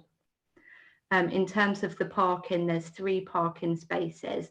So you would anticipate that's 1 for each of the flats and a visitor parking space, which is quite usual. You have shared visitor parking spaces. Councillor Tillotson, does that answer your question? Yes, it does. So, I mean, as I understand, I'd already understood that it was a ground floor flat and a first floor flat. So the ground floor flat is going to have direct access to the garden, whereas the first floor flat isn't. They'll have to come out of the front door and walk round the back then. Yeah, I think unfortunately that's often the way with flats, because otherwise you have to have external staircases. In that case, I say it is a much improved proposal, and I propose acceptance of officer recommendation. Thank you very much. I have 4 more speakers. So Councillor Tassell. Thank you, Madam Chair. In his speech, the agent for the owner said that it was going to be for 2 households, 2 adults, and it could be up to 8 people. No. Right, carry on. Karen Brightman or Jackie, could you indicate that how that, I don't seem to remember that it would be for 8 people. Two households for 2 adults and 8, and it could be up to 8 people. That is what he said. Right, I'm sure, okay. I'm sure it was. But anyway, the one thing I want to bring up is the parking. We've been to this house and we've seen the parking, and you can have 2, it's got 3 spaces. You've already got 4 adults there, possibly with 2 cars each. Not 1 car each, that's 4 cars. Then you could have children 18 years over in that family, and that would make another 2 per family. Personally, I don't think the parking is adequate for the number of people that they're going to look to putting in these flats. That's the only comment I've got to make. It is a much better design than we've looked at recently, but I'm still very, very concerned about parking because I know what Ashley Drive's like for parking. It's dreadful. So Thank you. Any more? Okay. Thank you very much. Yeah. Councillor, sorry, Jackie. Did you want Jackson. me to? Yes, if you could, Yes. please. Thank you, Chair. If I just come back on the use, the proposal is for 2 C3 dwellings. As members will know, that a C3 dwelling, changes to a C4 when there is 3 or more unrelated people living together in one household. So if that was the case, it would require a full planning permission, and it would no doubt be before members again. So you're looking at 2 C3 households, each 2 bedrooms. You would have to look at what you could get, but I would say that a flat with 2 bedrooms is a fairly limited space for people to occupy. In terms of parking, obviously it's for members to consider parking, and members can make that judgment themselves. Normally for flats, we would look for of this size, we'd look for 1 parking space each, and then a shared visitor parking space at a ratio of half per flat. So this is exactly on the recommended limits that we would look for flats. And also members are reminded of paragraph 109 of the NPPF that's quite clear and says that you should only be resisting planning applications on highway matters where the community impact is going to be severe. So members have to keep that in mind when you're making that judgment. Councillor Tassell, could I just clarify? I think you said the speakers indicated there would be up to 8 people could live there. I think, if I may, and I will ask Karen and Catherine, if I may say this, that according to my printout of the speaker's comments, he did not say that. So can one of you read it out, or am I permitted to? Because I wouldn't like falsehoods to be said. Could I have some advice? Silence. Madam Chair, yes, as Mr. Ridley, I think that's who you're referring to, has submitted his submission. I don't have an objection to. I'm only going to read this little bit. I think it's 2 sentences. Is that all right? I'm quite happy for you to read it, and I will retract, but I wrote it down here as he said it.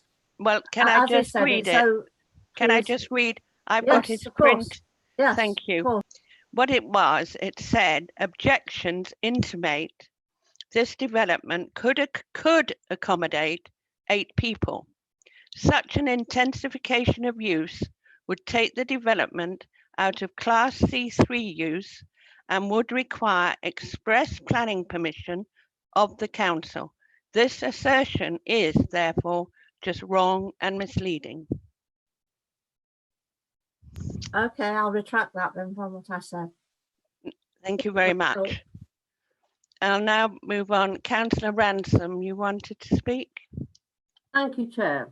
It's mainly it's a question to the officers. I've got 2 questions here if I'm permitted to do so. One is, could we not actually see I've read all of the actual papers online and things like that, and I've actually read Inspector Bott's online resume as well. So what I am actually asking here is, it is, I agree with Councillor Tillotson that it is a better design, but can we not actually put an S106 on this so that it can determine what who it's going to be, a family or a couple, an adults? I'll ask this now to either Miss Jackson or Karen. I'm not Karen Bragman. I'm not sure if I can do if that is possible. A condition. I would recommend that isn't a reasonable position for the council to put themselves in. Obviously, you would be distinguishing against a certain class of society, and members are reminded of their training on equality. You know, to distinguish against something like a protected characteristics of age, which is likely to be the case if you're ruling out all students, it does contravene that is a protected characteristic, as is any other characteristics. Also, it's quite reasonable that a household, people at the moment might be thinking of retraining, or there could be someone, and they could quite happily live in that flat for a few years and then decide to retrain, and they'd be forced to move for such a condition, which is completely unreasonable position for the council to put themselves in. So I would recommend that wouldn't meet the tests set out in the NPPF, and certainly wouldn't meet the tests of the SIL regulations. Well, thank you very much. That's all I've got to ask. Thank you. Thank you. Councillor Snart. Madam Chairman, thank you. If this application is permitted tonight, I just wanted to go over condition 5 on page 39, if I could. The windows shall be glazed with obscure glass. As this is a secondary window, in my view, I suggest this should be non-opening and fixed. This the reason to protect the privacy of near residents. I wondered if officers could comment on that, and if we could include that into that condition 5. Thank you. Are you taking that, Karen Brightman? Yes. Is your question whether we could also make sure that window was fixed? Have I understood that correctly?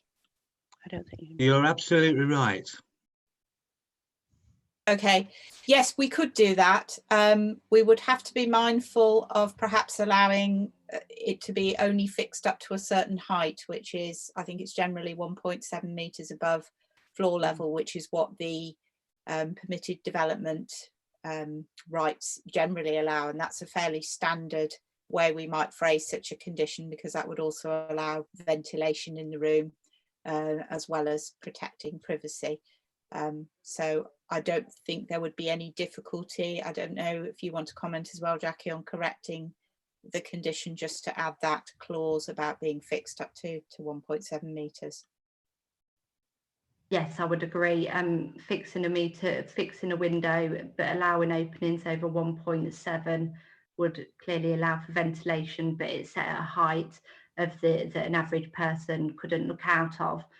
So that would be perfectly within the gift of committee to amend that condition and add that clause in. Are you happy with that, Councillor Snart? That is very good. Thank you, Madam Chairman. Thank you. I now have Councillor Lowe.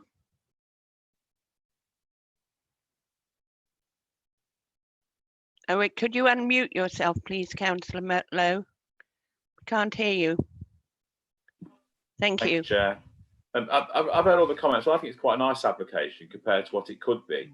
And I believe Councillor Tillotson proposed it. And if that's the case, I would like to second it, Chair, because I don't think you've had a seconder yet. No, we haven't. And thank you very much. Thank you very much, Councillor Lowe.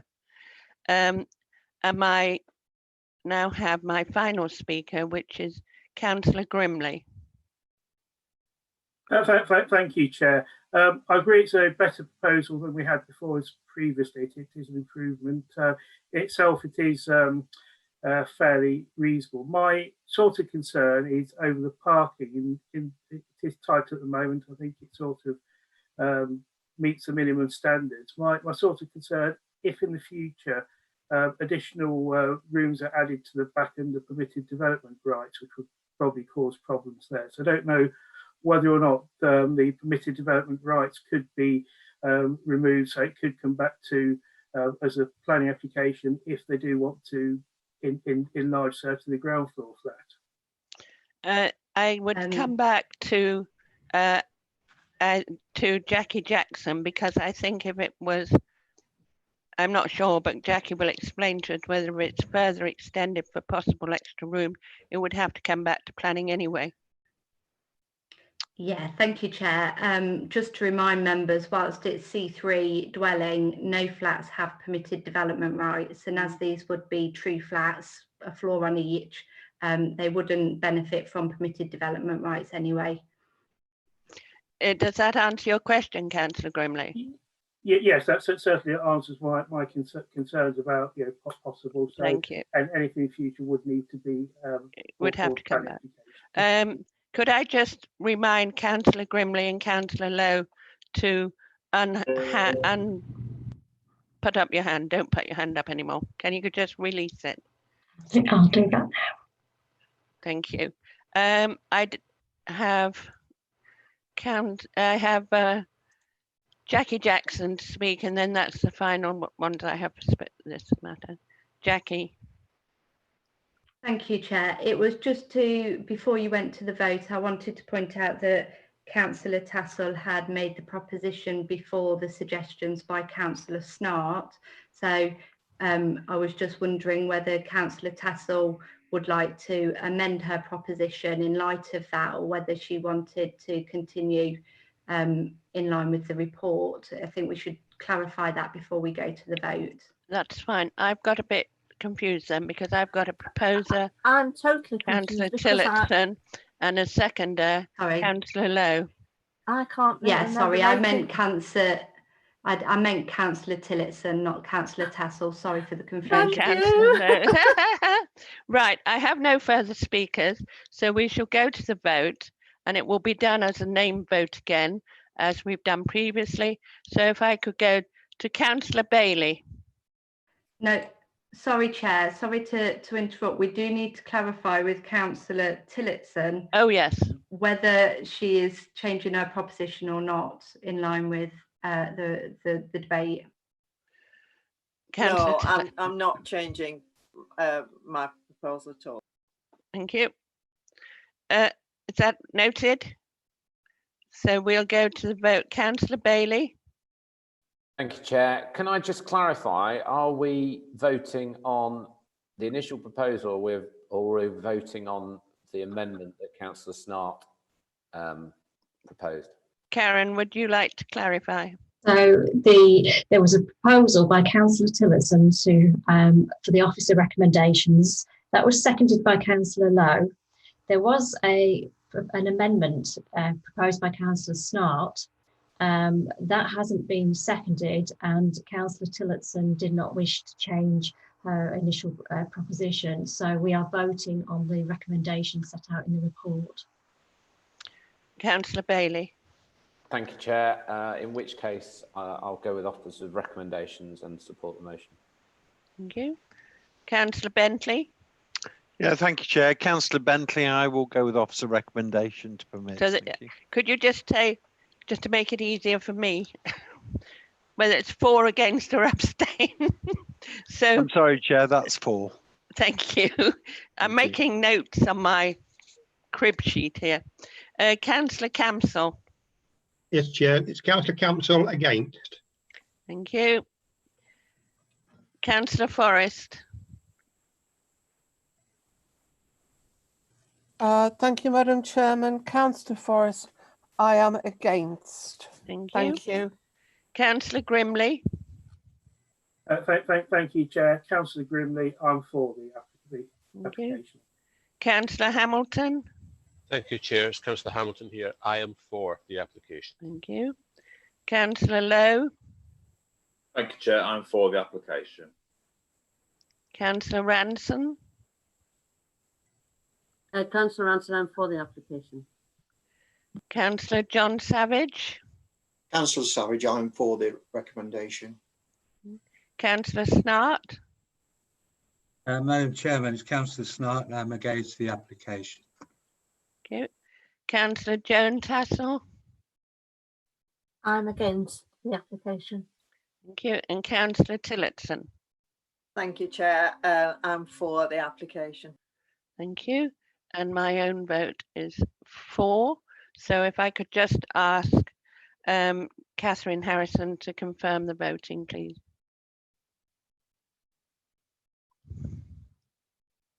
Yes, thank you, Chair. That is the motion carried. So the proposal was passed with a vote of 9 for the proposal and 4 against. Madam Chair, I confirm that it was 9 for the proposal, 4 against, and therefore the motion is carried. Thank you very much indeed. And we're now moving on. And thank you very much to the speakers.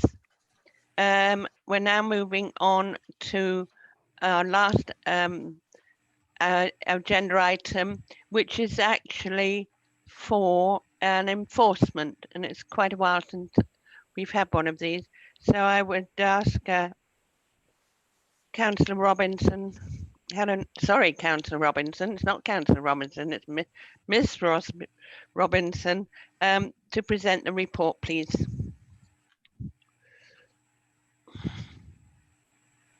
Thank you, Chair. This item number 4 on page 41 of your report. This matter was called in by Councillor Poland following the ward referral process. On slide number 1, the enforcement report is in respect of the erection of an unauthorised summer house on land at Syton Road in Cossington. Slide 2, please.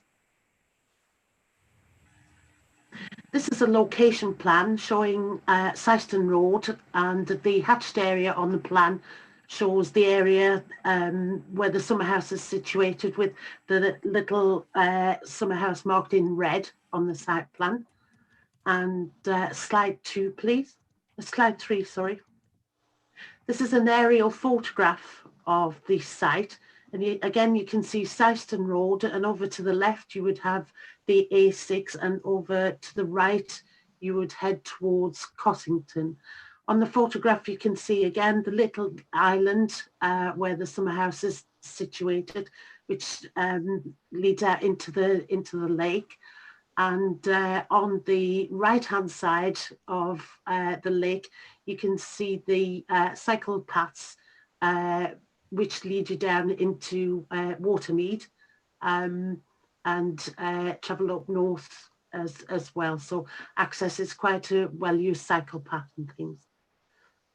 Slide 4. These photographs show the views into the site where the summer house is. You can see in the photograph on your right-hand side, the summer house and the island are accessed from just on the beginning of the lay-by, which is on Syston Road, and it's just before you actually enter into the lay-by.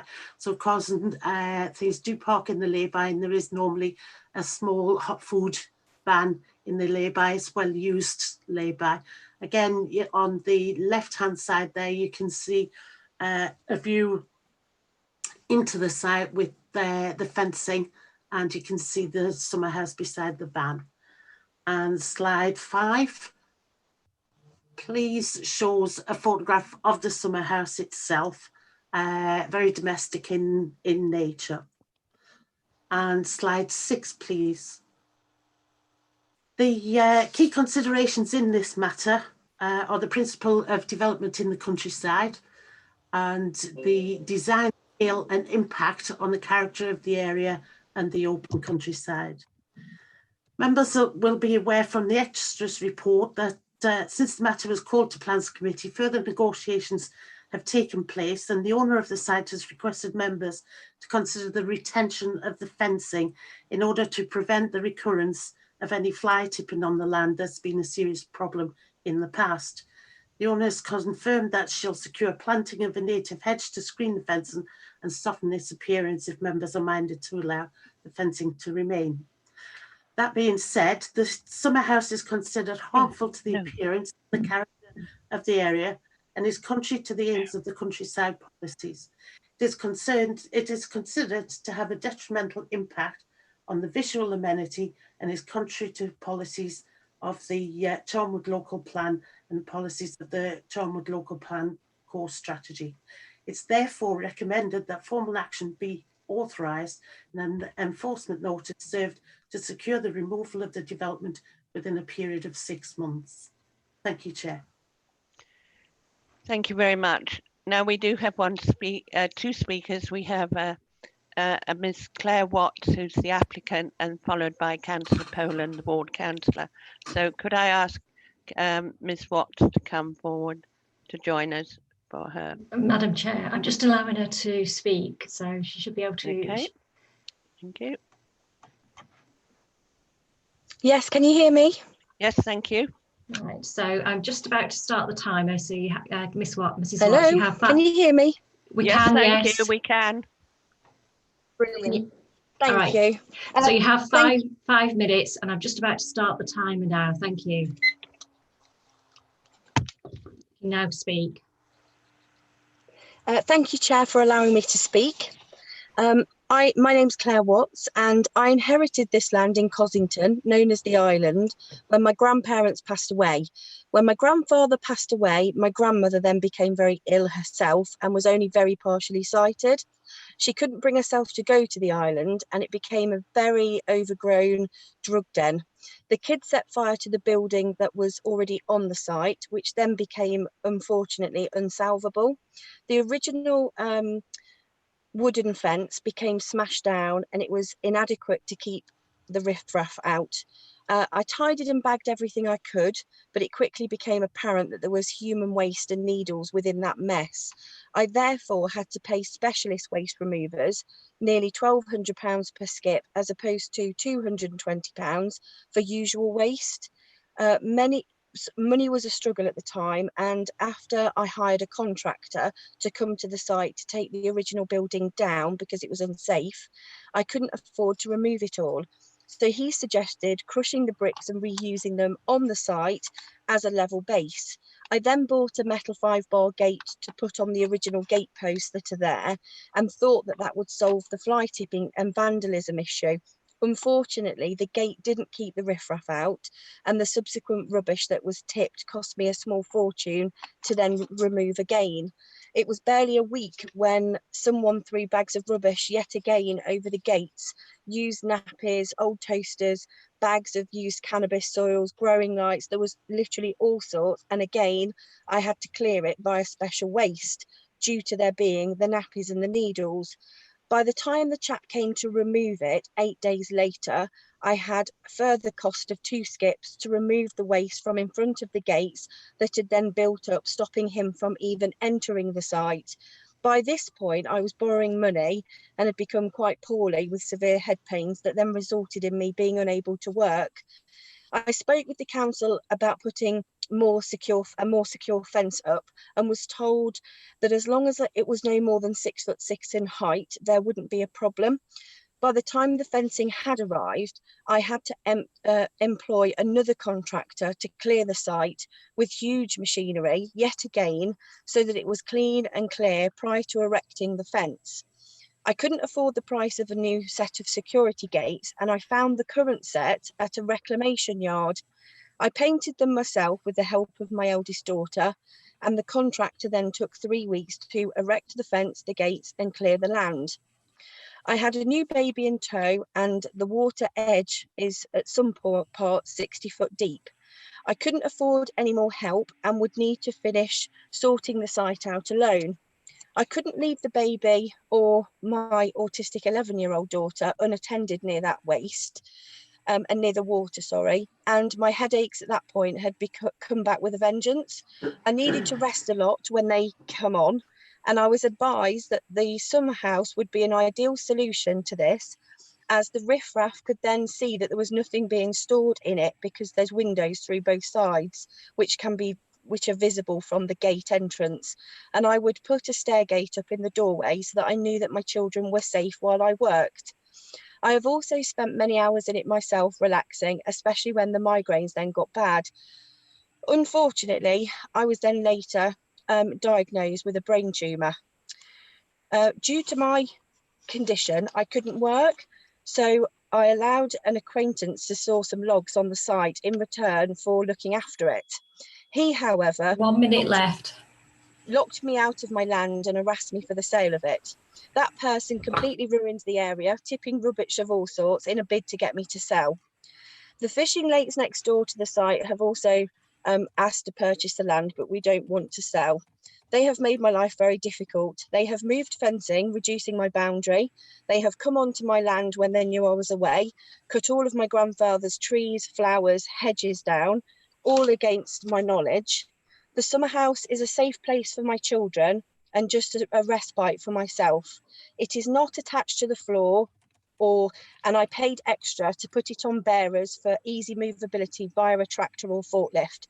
It is not permanent and it is 8 feet by 10 feet wide. It has never caused my immediate neighbours any upset, and it was never there. It was never my intention to use it for anything other than a safe place around very deep water. Thank you for allowing me to speak. Yes, thank you very much, Ms. Watts. Karen, you were just checking the time, I believe. I was, yes. Unfortunately, the time has elapsed, the 5 minutes. Thank you. If I could call Councillor Poland, Ward Councillor. I'm just unmuting now, Madam Chair. Thank you.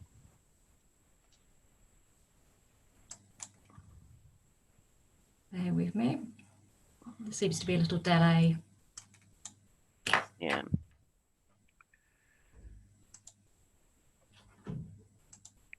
Councillor Poland, can you hear us? Yes, we can. I can hear you. Can you hear me? Yes, yes, thank you. You can. Wonderful. Good I'm just about to start your 5 minutes, so if I start now, thank you.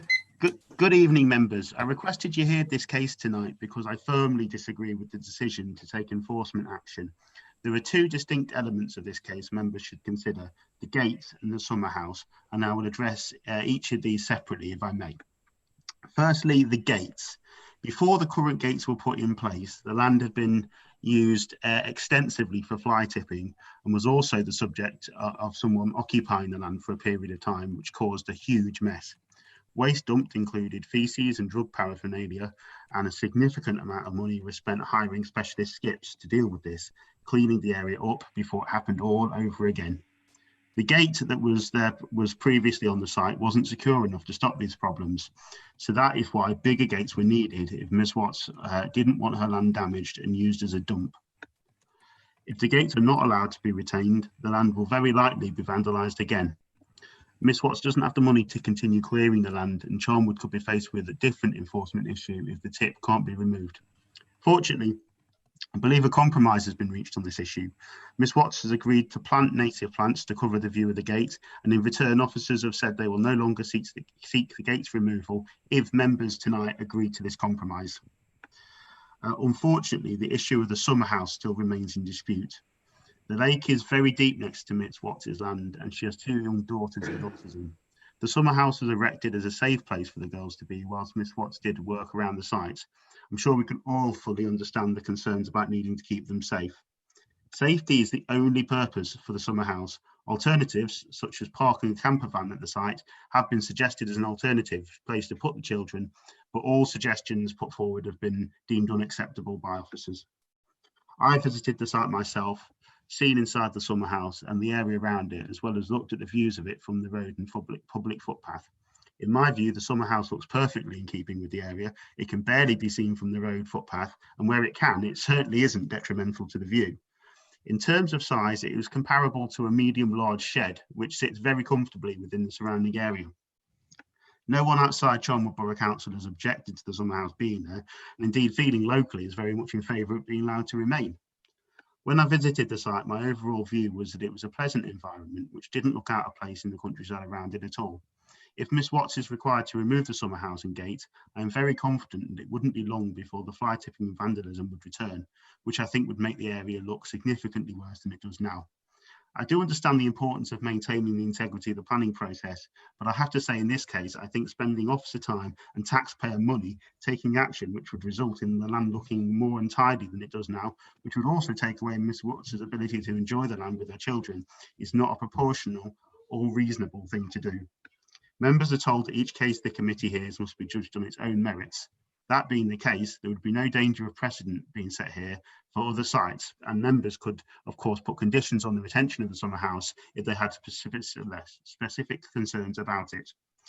I completely understand and respect the fact the officers have a job to do, but as members, we are tasked with ensuring the council is always reasonable in its actions, and taking away the ability of a young mum to enjoy a small piece of land, of her family's land, with her children in safety simply isn't right.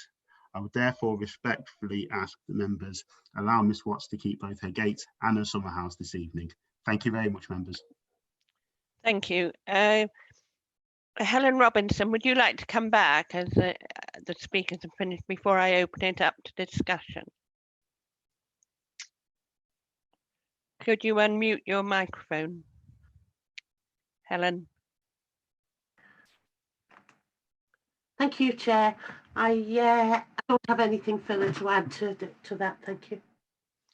Okay. Right. Well, it's now open to the committee to any discussions. I've no speakers at the moment, so that's good. Oh, Councillor Lowe. Thank you. And then Councillor Snart, and then Councillor Bailey. So we'll start. Councillor Lowe. Thank you, Chair. I drive past this quite regular, and I have seen it in a state, and I also seen it all tidied up. And I think the applicant has done quite a good job of tidying it up. I'm very surprised that the officers in Charnwood are taking the stance on this to put enforcement action on it, and I would want to go against that, and possibly against the officer's recommendation at this time. How do we do that? Do we need to find something to go against officer's recommendation, Chair, or can we just propose against officer's recommendation? Well, as far as I understand, the officers will correct me if I'm wrong. It is up to us if we can go against officer's recommendation, if you've got sort of grounds, or you could modify officer's recommendation. And as has been explained, it's almost in two sections. You've got the actual summer house, or you've got the gate and the fence. Now, part of the, as I understand it, was I might have forgotten now or not taken it in fully.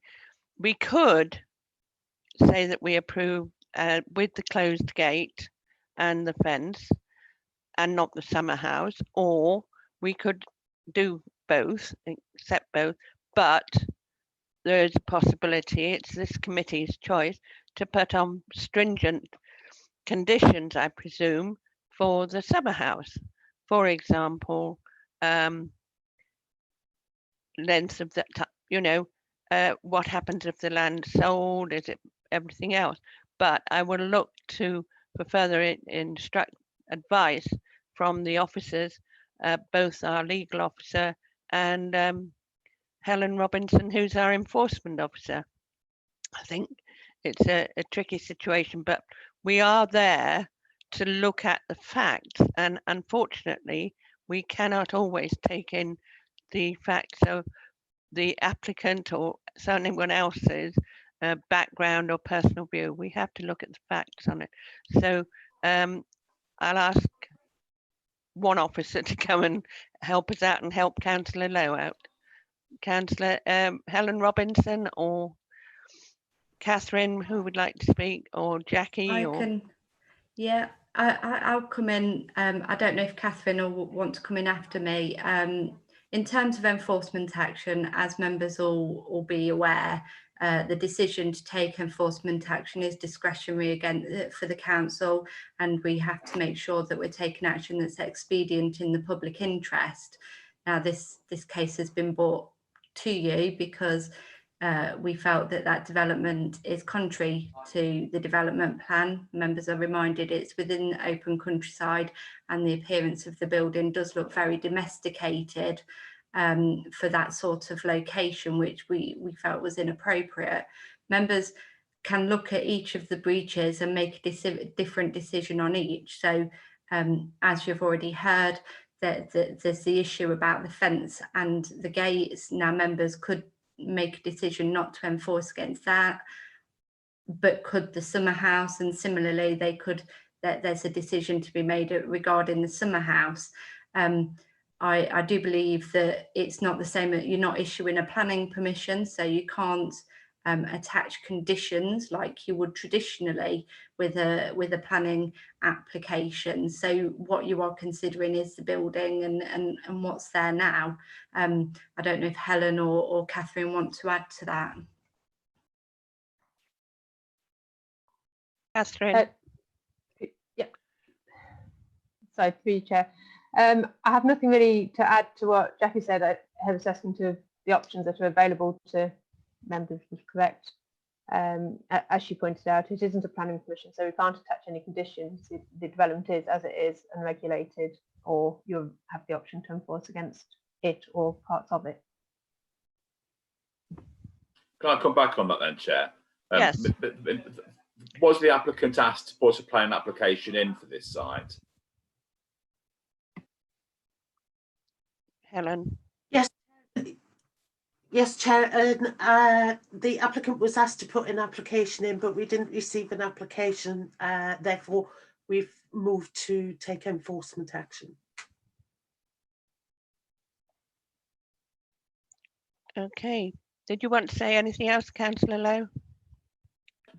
No, I mean, I just think the fence is very important and the gate is very important. And I also quite like the summer house. I think as long as we can ensure that it stays a summer house, it doesn't become a domestic property, which would scare me. You know, I would go against officer's recommendation and not take action on both. Okay.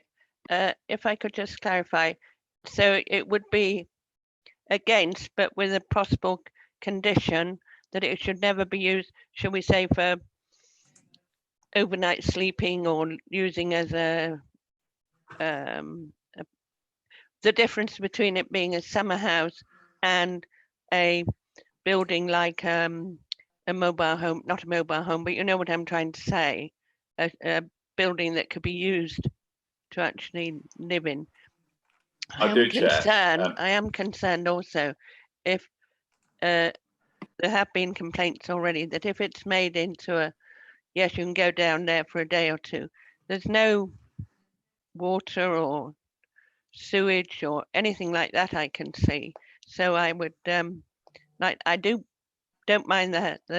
I think we need some clarification, but as far as the fence and the gate are concerned, I can see that, because when you go down that road, and we all know that road, you would never know that that's private land without the fence and the gate.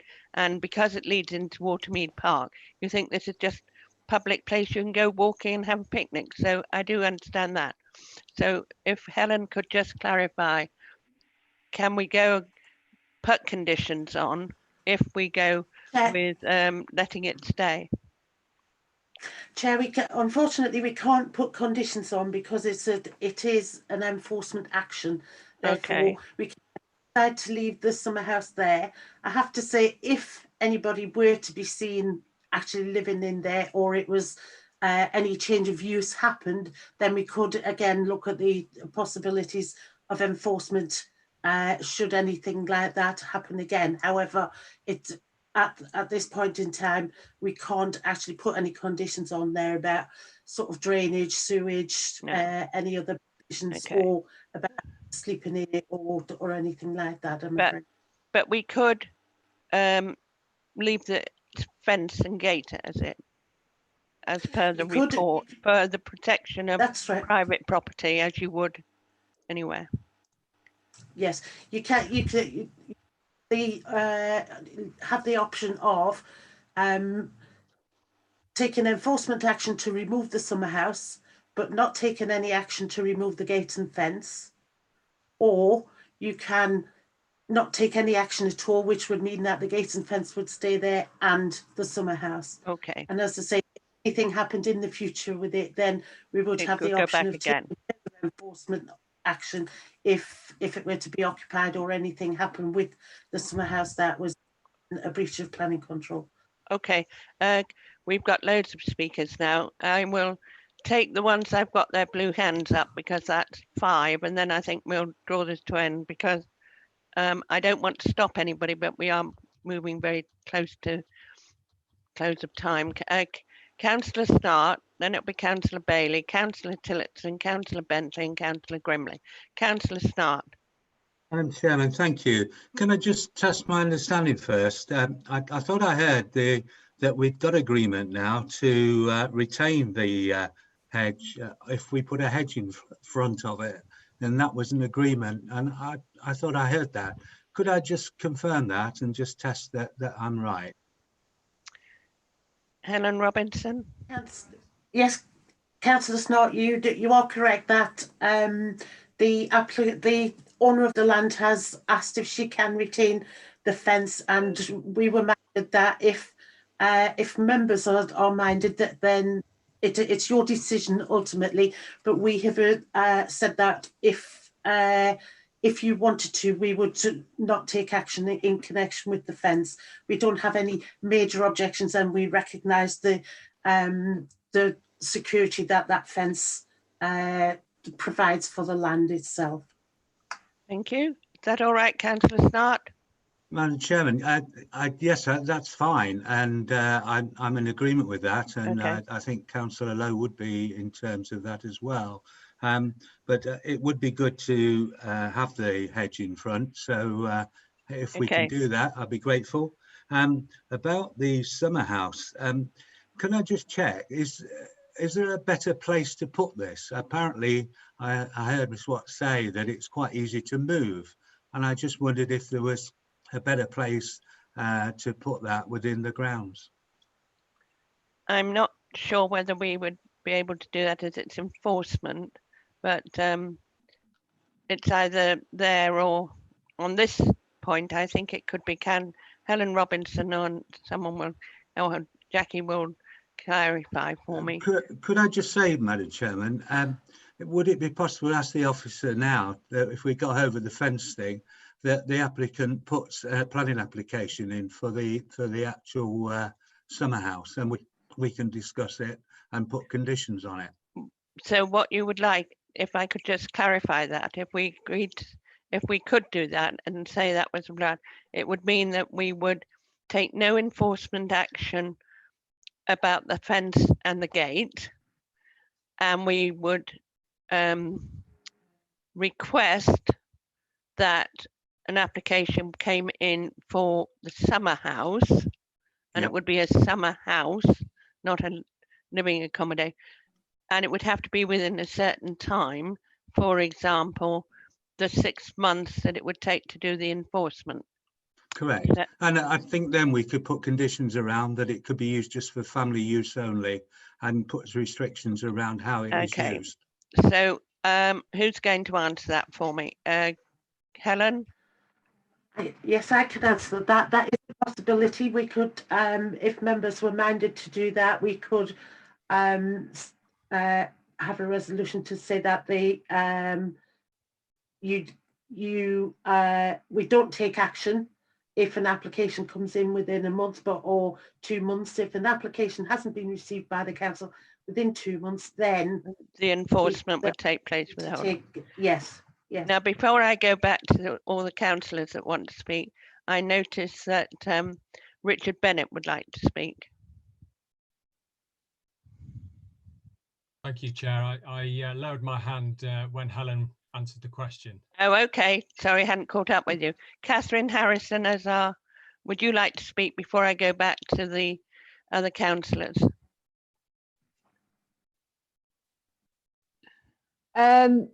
No, it's the same. It's up to Helen. I'm just thinking this one through. Just give me a minute. Okay. Do you want me to come back to you? Yeah, give me a minute. Yeah. Okay. Councillor Bailey, then Councillor Tillotson, then Councillor Bentley, then Nancy Grimley. Jackie, did you want to come in before I went back to the office to the councillors? Yeah, it was just if members are minded to go down the route that's just been suggested, whereby they ask for an application, and if no application comes in the given time of say 2 months, then enforcement action is taken, then members just should be careful about how they debate this issue. We don't want to stray into whether or not it's acceptable in terms of planning. You know, it's an acceptable scheme. Obviously, that will be judged on its own merits when the application's received. So does everybody understand what Jackie's just said? If we start discussing now a possible planning application for a possible building or something on that site, we're straying into territory we shouldn't be. So would it be best now that we take it, because I don't want any of you to start talking about what type of building or anything like that, that we take it that the proposal that's been discussed, that we ask for... Chair, May? Yes, certainly. Sorry, but there's no proposal on the table that's been seconded, so we can't take it to vote yet. And I think it's important that we do allow the debate to continue, because it may be that members are minded that's not the option that they want, and they do want to take action, or they don't want to take action. But just for members to be mindful, you know, and keep an open mind for the decision of any future application if it was to be submitted. Thank you. Right, and now moving to Councillor Bailey. Thank you, Madam Chair. I think you summarised pretty much what I was going to suggest, which is we're mindful to keep the fence, but also put a caveat on the summer house that if a planning permission isn't submitted within a certain time frame, that enforcement is then taken there. So if that's the proposal on the table, I'm quite happy to second it. If not, I'm quite happy to propose it. Okay, Councillor Lowe, does that sort of fit in with your proposal? It certainly does, Chair. And, you know, and if Councillor Bailey's proposing that, I would second it, Chair. Well, you did propose something like that, and we didn't have a second. So can we, are we taking it that you're proposing and Councillor Bailey seconding? Yes, Chair. Thank you. Bailey. Right. Now move on to Councillor Tillotson. Thank you, Chair. My suggestion was going to be that we considered the two aspects, the fence and the summer house, separately, because members might have different views about the two aspects, but I think what is now proposed probably is acceptable in that regard. Thank you. Councillor Bentley. Yeah, thank you, Chair. I think this really is the thin end of the wedge. If we allow this to happen, then we've got we find it very hard to resist any future applications for anything similar. And I think this would set a very, very dangerous precedent. You know, I have an interest in this sort of thing, and I think that if you allow this to go forward, I'm talking here about the retention of the building rather than the fence. I'm absolutely fine with the fence, but not the building. I'm totally against that. I support officer's recommendation completely, but there's a proposal on the table that if the applicant were to put in an application for it, then that's the way it can be dealt. If there's no application, in 2 months, it would come back to enforcement. Yes, if I could just... Sorry, Chair. Sorry, if I could just clarify. I am presuming that if an application came in, that would have to be discussed purely and simply on the merits of the application is put forward, not, oh yeah, you can do it. Also, I think you have mentioned that you have an interest in these type of buildings, but complete and utter transparency, I think I should mention that the building that is on that site has nothing whatsoever to do with Councillor Bentley or his business or anybody associated with his business, because we are being heard across all sorts of places, and I would not like anybody to think that he should have declared an interest. He doesn't. It is nothing to do with his buildings or business. Is that all right, Ian? Yes, thank you, Chair, and thank you for that. I go back to the point that I'm totally against this application and fully support the officer's recommendation, but quite happy to retain the fencing. If this is where we're allowed to go forward, there's nothing to stop anybody on all around that lake to build similar structures, or absolutely anywhere like this, anywhere. All this development should be permitted development within the curtilage of a private garden. Outside of that, it would need planning consent. And if you allow this in this particular location, you just open the floodgates to hundreds of the things springing up all over the place. But I'm totally against that. Okay, I take your point. I just want to go, this is on private land. I understand it's on private land, Chair, but it's not within the curtilage of a domestic dwelling, and So it's you're not permitted development. So you're proposing, are you proposing to go with officer's recommendation? I would do that, Chair. You have a proposal on the table already, and it's been seconded. That's going to have to be voted on first. Okay, so If we see what the result. then if that fails, then I would propose to go with officer recommendation.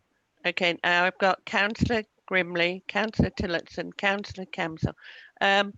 Sash, would you like to come in before I take those councillors? And then I am going to close it after Councillor Camsell. Sash, did you want to come in? Sash Kovacs. Yes, thank you, Madam Chair. I'm just conscious of the time. Yes, I know. It has now been 2.5 hours since we opened the agenda, and whether if the motion isn't carried, the proposal, we might end up with a further proposal to consider, and whether we want to, at this point, consider taking a vote on it, concluding this business and extending this meeting for a further 30 minutes. Okay, so what you're suggesting, let me get this straight, that we take a vote on the proposal that's on the table, and then we see what happens from that, or is it within my right to ask for an extension of the meeting? I see Karen wants to speak to me, Karen Widdowson, and I've also got 4 messages, I think. Yeah, Madam Chair, there is no time limit on Plans Committee. It does apply to other committees, but not for Plans Committee. And I believe that Zoom meetings can last for up to 4 hours. Thank you very much. We're now at the really 3-hour confidence. total. We are at the 3-hour total because we all joined at 4:30. Yes, we did. Yeah. Okay, thank you. Is that right? So, Councillor Grimley, Councillor Tansell, and Councillor Camsell, you've got a very short time because otherwise we run out of time. So, Councillor Grimley. I'll be very, very quick. I'm happy that we go to a vote on the proposal that's currently on the table. Thank you. Councillor Tillotson.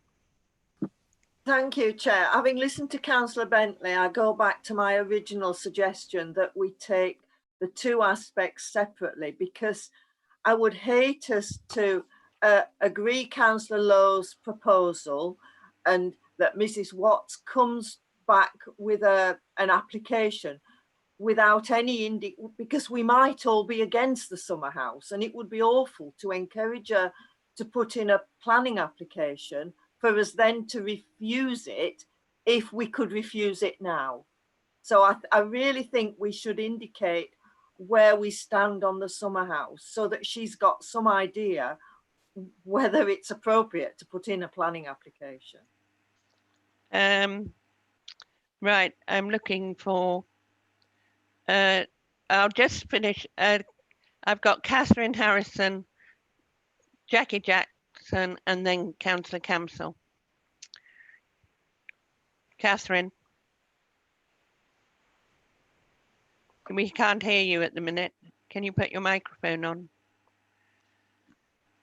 Sorry, I've been having a bit of trouble with the mute button. Yeah, I've got some concerns with councillors giving an indication of how they might vote on how they might treat a planning application that came forward. I don't think we're in a position to put our views out as a councillors, members around the table as to how we may or may not take a future planning application for the retention of the summer house. I'm also just a little mindful and interested to see where councillors the exact wording of the proposition, Chair, when you summarise what we're voting on. Just over my understanding of it being that councillors are thinking of, in effect, deferring the decision, I think, to take enforcement action pending the planning application coming in, just being mindful that we can't enforce putting a planning application in development that doesn't have planning permission. Our route as a council is to take enforcement action against it.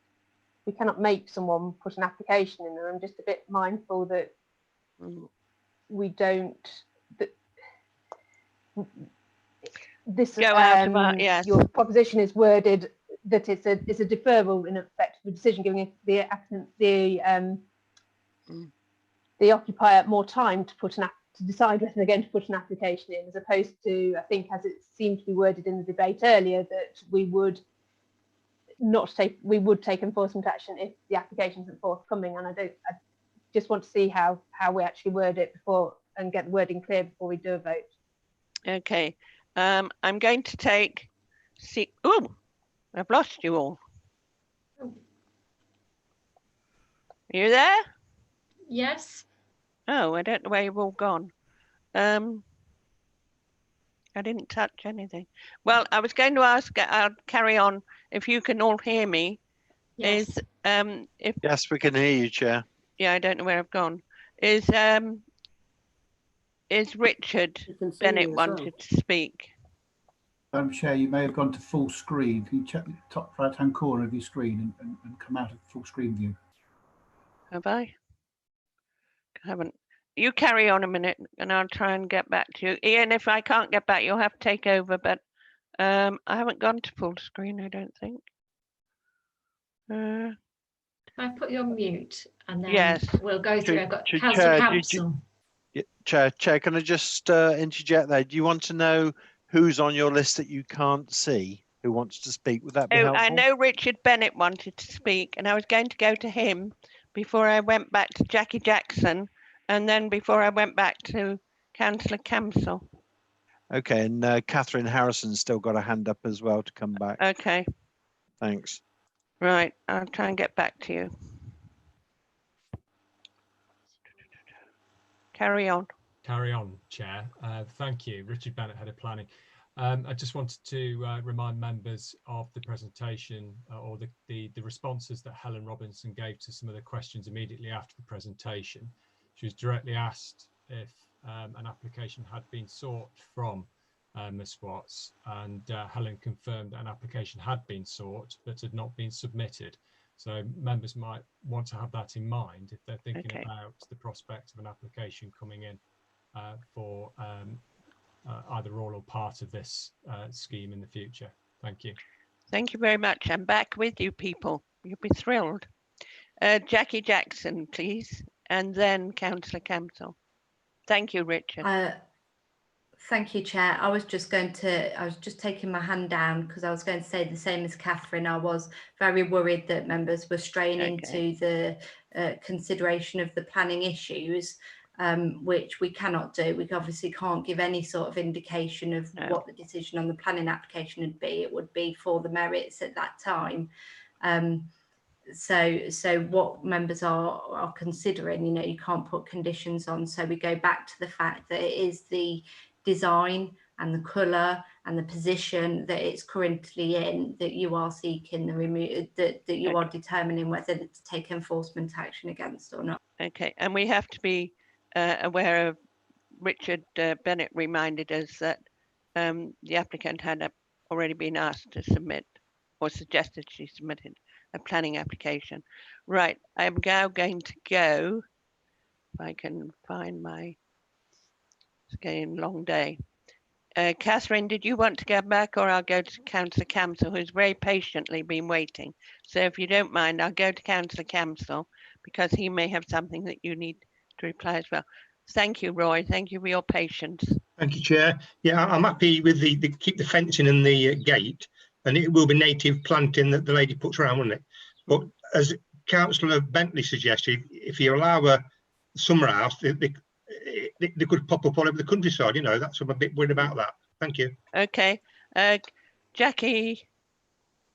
Catherine Harrison. Yep, so I was just wanting to check, but I've just looked in my report and seen it when the summer house was erected, just being mindful of time limits with enforcement, but I saw it was 2017, so okay, not to worry. Righto, and the last speaker I've got is Jackie Jackson. Thank you, Chair. I just wanted to, if we can, just go back to Helen Robinson for clarification on the planning application invite status, because I don't want there to be any confusion around that point. And so I just wanted to indicate that we need to go back to Helen to clarify. Yes, Chair, just to clarify is that everybody has the opportunity to put in an application, submit an application should they choose to do so. However, in this case, it's not something that we would have invited due to the fact that it's against policy. So we would normally recommend to somebody that whilst they do have a right to submit an application, if it's against policy, we wouldn't encourage them to put an application forward. So in this case, that would have been what we would have told the applicant. Okay, so Councillor Bailey, you wanted to come back? You're the last one. I'll be brief, Chair. If members are not comfortable with the fact that we're inviting the applicant to put an application in because that sort of alludes to various decisions, then I'm quite happy to amend the proposal. Well, the proposal was Councillor Lowe, based on the peer review. So, Councillor Lowe, I come to you. It was your proposal. I think I want to stay as the proposal is at the moment. My proposal is, from what I can recall, that we take no action on the fence or the gate. We encourage the planting of a hedge, and we ask the applicant to put a proposal in for the summer house. From what I've just been told by officers, that there has been no communication with the applicant to encourage them to put an application in. Am I correct on that? As far as I'm aware, but what we have to be careful of is that if we, Catherine and Helen and Richard have sort of, well, Jackie have said this, is if we say they would encourage to put an application in, it's almost intimating, I can't say approval, but that we would look at it. So I think, so I'd ask Helen or someone to clarify. Chair, in these instances, when we're looking at enforcement action, we would always notify the developer that they do have a right to submit an application, and they can submit an application should they choose to do so. However, we would also give them an indication as to whether or not we think any application would be successful without making any prejudgments. We would make them aware of the policy and the fact that sort of the likelihood of any success of any application, because we wouldn't want to encourage somebody to submit an application if we were minded that it was something that wouldn't be successful. Okay, is everybody clear? So, Councillor Lowe, you want to retain it that you would, with your initial proposal? I do, yes, Chair. And if there is no application submitted within a couple of months, then enforcement action is taken on the summer house. Now, do you have a seconder for that? Because I think that's not what Councillor Bailey would now like to second. And first of all, Jackie Jackson. Then I'll come to you and Councillor Snart.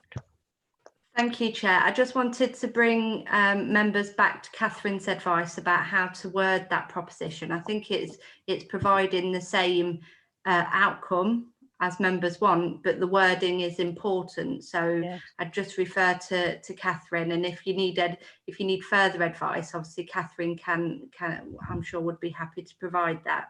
But the wording of the resolution is quite important. Catherine? Yeah, Chair, I can't remember quite exactly how I worded it last time round, but I think what Councillor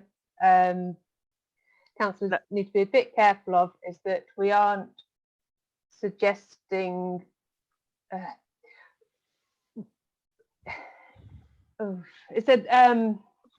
well, I think what councillors are wanting to do is to give the applicant more time to decide whether they are going to put an application in or not. So it's almost like a deferral on a planning application. So we are reserving our position to decide this at a future meeting if necessary, if an application isn't forthcoming.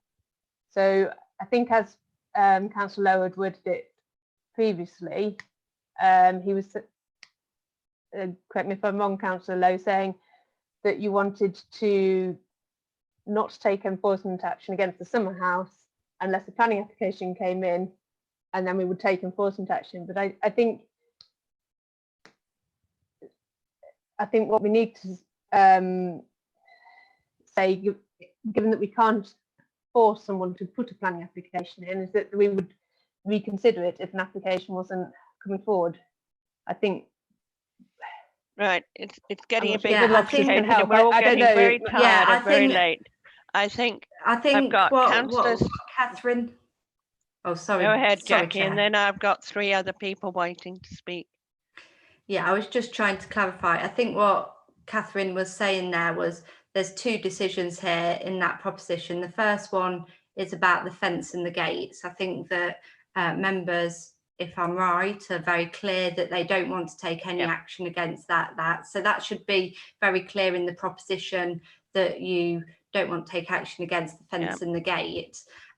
With regards to the summer house, if I understand everybody correctly, what we're saying is we want to defer the decision as to whether to take enforcement action at this stage and revisit it once there's been that opportunity for it to go through, you know, if an application was proposed. Do we have to do this as one vote? Are we entitled to say, if you like, A is that we proposed and second that the fence and the gate are retained as per the report with the hedging and everything else. But B, can we take a vote on the summer house? Are we allowed to do that? Silence. Karen. So my understanding is that taken as a whole, there is the proposition that the fence and gates, there is no action to be taken. Yes. So that's part 1. And then effectively part 2 is that in respect of the summer house, there is the decision is deferred to take enforcement action, and that be revisited at a later point. And so there are effectively 2 points there, but it is of one whole proposition. So is everybody understanding that? Yeah. So what we're saying is what you've just said, but when we say we're deferring it for later discussion, we are not mentioning anything to do with planning applications, and that's another matter. So while you think on that, I've got Councillor Stark, Councillor Bentley, Councillor Grimley, and then I am going to close it off. So Councillor Stark. Thank you, Madam Chairman. Just saying that I would second, if there's nobody seconding Councillor Lowe's proposition, I would second that. The one thing I don't want to lose, and it's not in the actual enforcement at the moment, is that we get the planting of the hedge. And I just didn't want to lose sight of that. No. And it's not been mentioned since. No, it was in the report that she'd agreed to do that. So we'll mention it, retain the fence and the hedging as discussed, or the correct wording. Right. Councillor Bentley. Yeah, thank you, Chair. I think we could make this really simple. And I think we're all minded that we're all quite happy with the fence and the planting in front of the fence, the retention of the gate. But where I think we all need to be clear is that there's no grounds whatsoever for the retention of the summer house. And, you know, we're here to make a decision. And I think if that proposition came forward, I think it would have a lot of support. But at the moment, there is a proposition on the table. but it's a little bit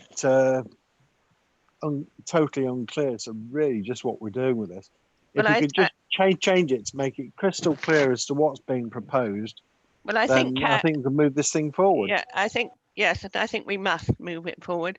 I think Karen Widdowson just divided it into two parts, and the second part was that it would be deferred, but no mention of the summer house or a planning application or anything. But I think Jackie wants to come back actually. On Jackie, this. sorry, Jackie.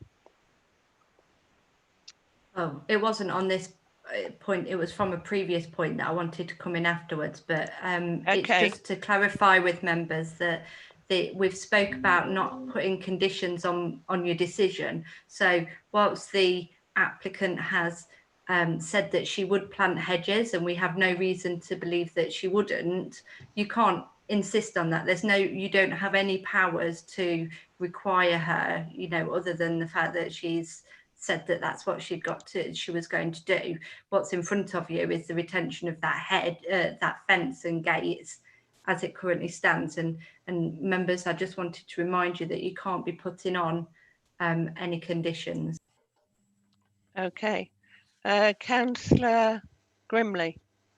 Thank you, Chair. With regards giving the applicant time to put in an application, I would like to see us put a timescale on that, because at the moment the proposition is sort of fairly woolly, accepted sort of anything in the future. So I would say 3 months be a suitable timescale. I think what Catherine and Karen were saying, if we start putting on time limits, it's almost indicating that we're quite happy with a planning application there, and we can't say that. Chair, I'm not suggesting that we make a decision on the actual summer house planning application, but we just give a time scale for the application to be put in. Yes, and but then we can decide it later. It had already been suggested under the normal procedure, from what Helen said. I really do think we have to somehow try and get to an end of this, and either we vote against it, except for the fence and the hedge, and then leave it, so that the officers, when they give their decision, can say, apparently we don't say they can put in an application, but we indicate that there is the opportunity on any place to put in an application. I think personally, and I would take advice, is that if we start putting application time limits on, it's indicating we would consider it in the first place. Karen Widdowson. So I just want to be really clear, because I think this has got a little bit muddied. So I think we should do, I've been thinking about this, we do need to vote twice. One will be on the fence and gates that no action be taken. Yes. And then the second element is that potentially resolve to take action against the summer house if no application is received within the next 2 months. Is that what is that the essence of the discussion here? Yes, but I was rather getting from when we had advice from Catherine and others that if we start putting time limits on, it's indicating that we would accept that application, and it could be read that we would accept it favourably. Whereas I think there was a statement, someone suggested that we just said 2 votes, that we accept 1 vote, keep no action to be taken against the fence and the gate, and the, as Helen said in her report, that the summer house to be removed within 6 months. Now, that does not stop her within those 6 months independently putting in an application. And I'm sure it's not beyond the wit of our officers, who are the experts, that when they send out the decision letter in some sort of legalese, it would indicate that there can be application. Is that what? Well, I see an awful lot of thumbs going up. So I think that. Chair, yeah. Helen wants to come Helen. in. Hi, Chair. Can I just say that, yes, that is, if members could, they vote for action as to whether or not they want to take action against the fence. Yes. Then they vote for action as to whether or not they want to take action against the summer house, and that the applicant then has the opportunity, should they wish to do so, to put in an application if that Okay. happens before. All right. Can we concerned. go for that? Can I have? Is everybody happy? Do you want another proposer for that? No. Right. I think that's a different Okay. proposition to So what's we'll on the have table. a proposer and a seconder for A, no action to be taken against the fence and the gate, and B, enforcement action to be taken as per the report for the to do with the summer house. I would be happy to propose that, Chair. Thank you. Can we take it as two votes? Yes, it is two votes. Right. So yes, that's what I understand it's it to two be, votes. Chair. We're going to have one vote, but it will be the same proposer and seconder, but two votes. Is that all right? Jackie Can we do wants to that? come in. Pardon? Who wants to come in? I think I want to come in, and also I can see the legal officers want to come in. We've got a proposition on the table, and we have to take the propositions in order that they were made, unless they're withdrawn. I think right. So shall I ask Councillor Mark Lowe if he's willing to withdraw his initial application, which was well, maybe you want to just listen, if we can go to the legal officer for their advice beforehand. But before we do that, the proposition that you were just setting out there is quite distinct. It's a decision. Members are deciding to take enforcement action. Obviously, if the applicant is minded to apply for an application, in the meantime, once that action is being considered and, you know, obviously notice served, then officers would bring this back to you, because there's a new material consideration, which is the planning application. But I would strongly advise you do go to the legal officers that have got their hands up. I haven't got any legal officers put their hands up. Catherine? So I'm no Sash. Sorry, I did have my hand up, but I think that was just the point that Jackie's already made, that there was a proposition on the table already. It needs to be withdrawn or. Right, Sash, did you want to come in? Yes, equally, just to reiterate what Jackie's saying, we do have Councillor Lowe and Councillor Snart having second a proposal. I think it's probably unclear at this stage now what that proposal was. Well, I think I knew what it was. Clear on that wording, and either Councillor Lowe would like to amend that proposal and then it'd be seconded by Councillor Snart. And if it's got a seconder, it must go to a vote before we put any further But he could proposals. withdraw the whole thing and we start again. Yes, so if it's not first and seconded, then that's the option. So can we, Councillor Lowe, would you be willing to do yours if you can remember it, or are you happy to withdraw and go with the new one? To be fair, Chair, I don't think what is now being proposed is a million miles away from my proposal. I want to keep the fence. I want to keep the gate. I want to see a fence, a hedge, and then would look at the summer house as a separate issue. But I don't think it's a million miles away. But if it simplifies it, Chair, I'm quite happy to withdraw my proposal and let Councillor Bentley take his. Okay. Councillor Snart, you did second Councillor Lowe, so are you willing to go along with the withdrawal? Madam Chairman, I understand what Councillor Lowe has said. It isn't a million miles away from what we were suggesting in terms of enforcement. So I'm willing to do the same as Councillor Lowe. So we have now got Councillor Bentley. I've lost track. Yeah, that's right, Chair. I Councillor proposed Bentley, it. I haven't had a seconder. I thought Councillor Bailey. Well, I think Councillor Bailey was indicating that he probably would support it. He but I would. haven't heard him He say it. has now. Councillor Bailey, would you support the new proposal, which is in two parts? I'm quite happy to second that, Madam Chair. Okay, thank you. Is everybody clear now what we're doing? We are taking the vote which has on the proposal which has been proposed by Councillor Bentley and seconded by Councillor Bailey, that no action be taken on the enforcement of the fence and the gate, but that to be retained, but enforcement action to be taken as per the report for the summer house. Is everybody clear? Right. Sash, I see your hand still up. Are you happy with that?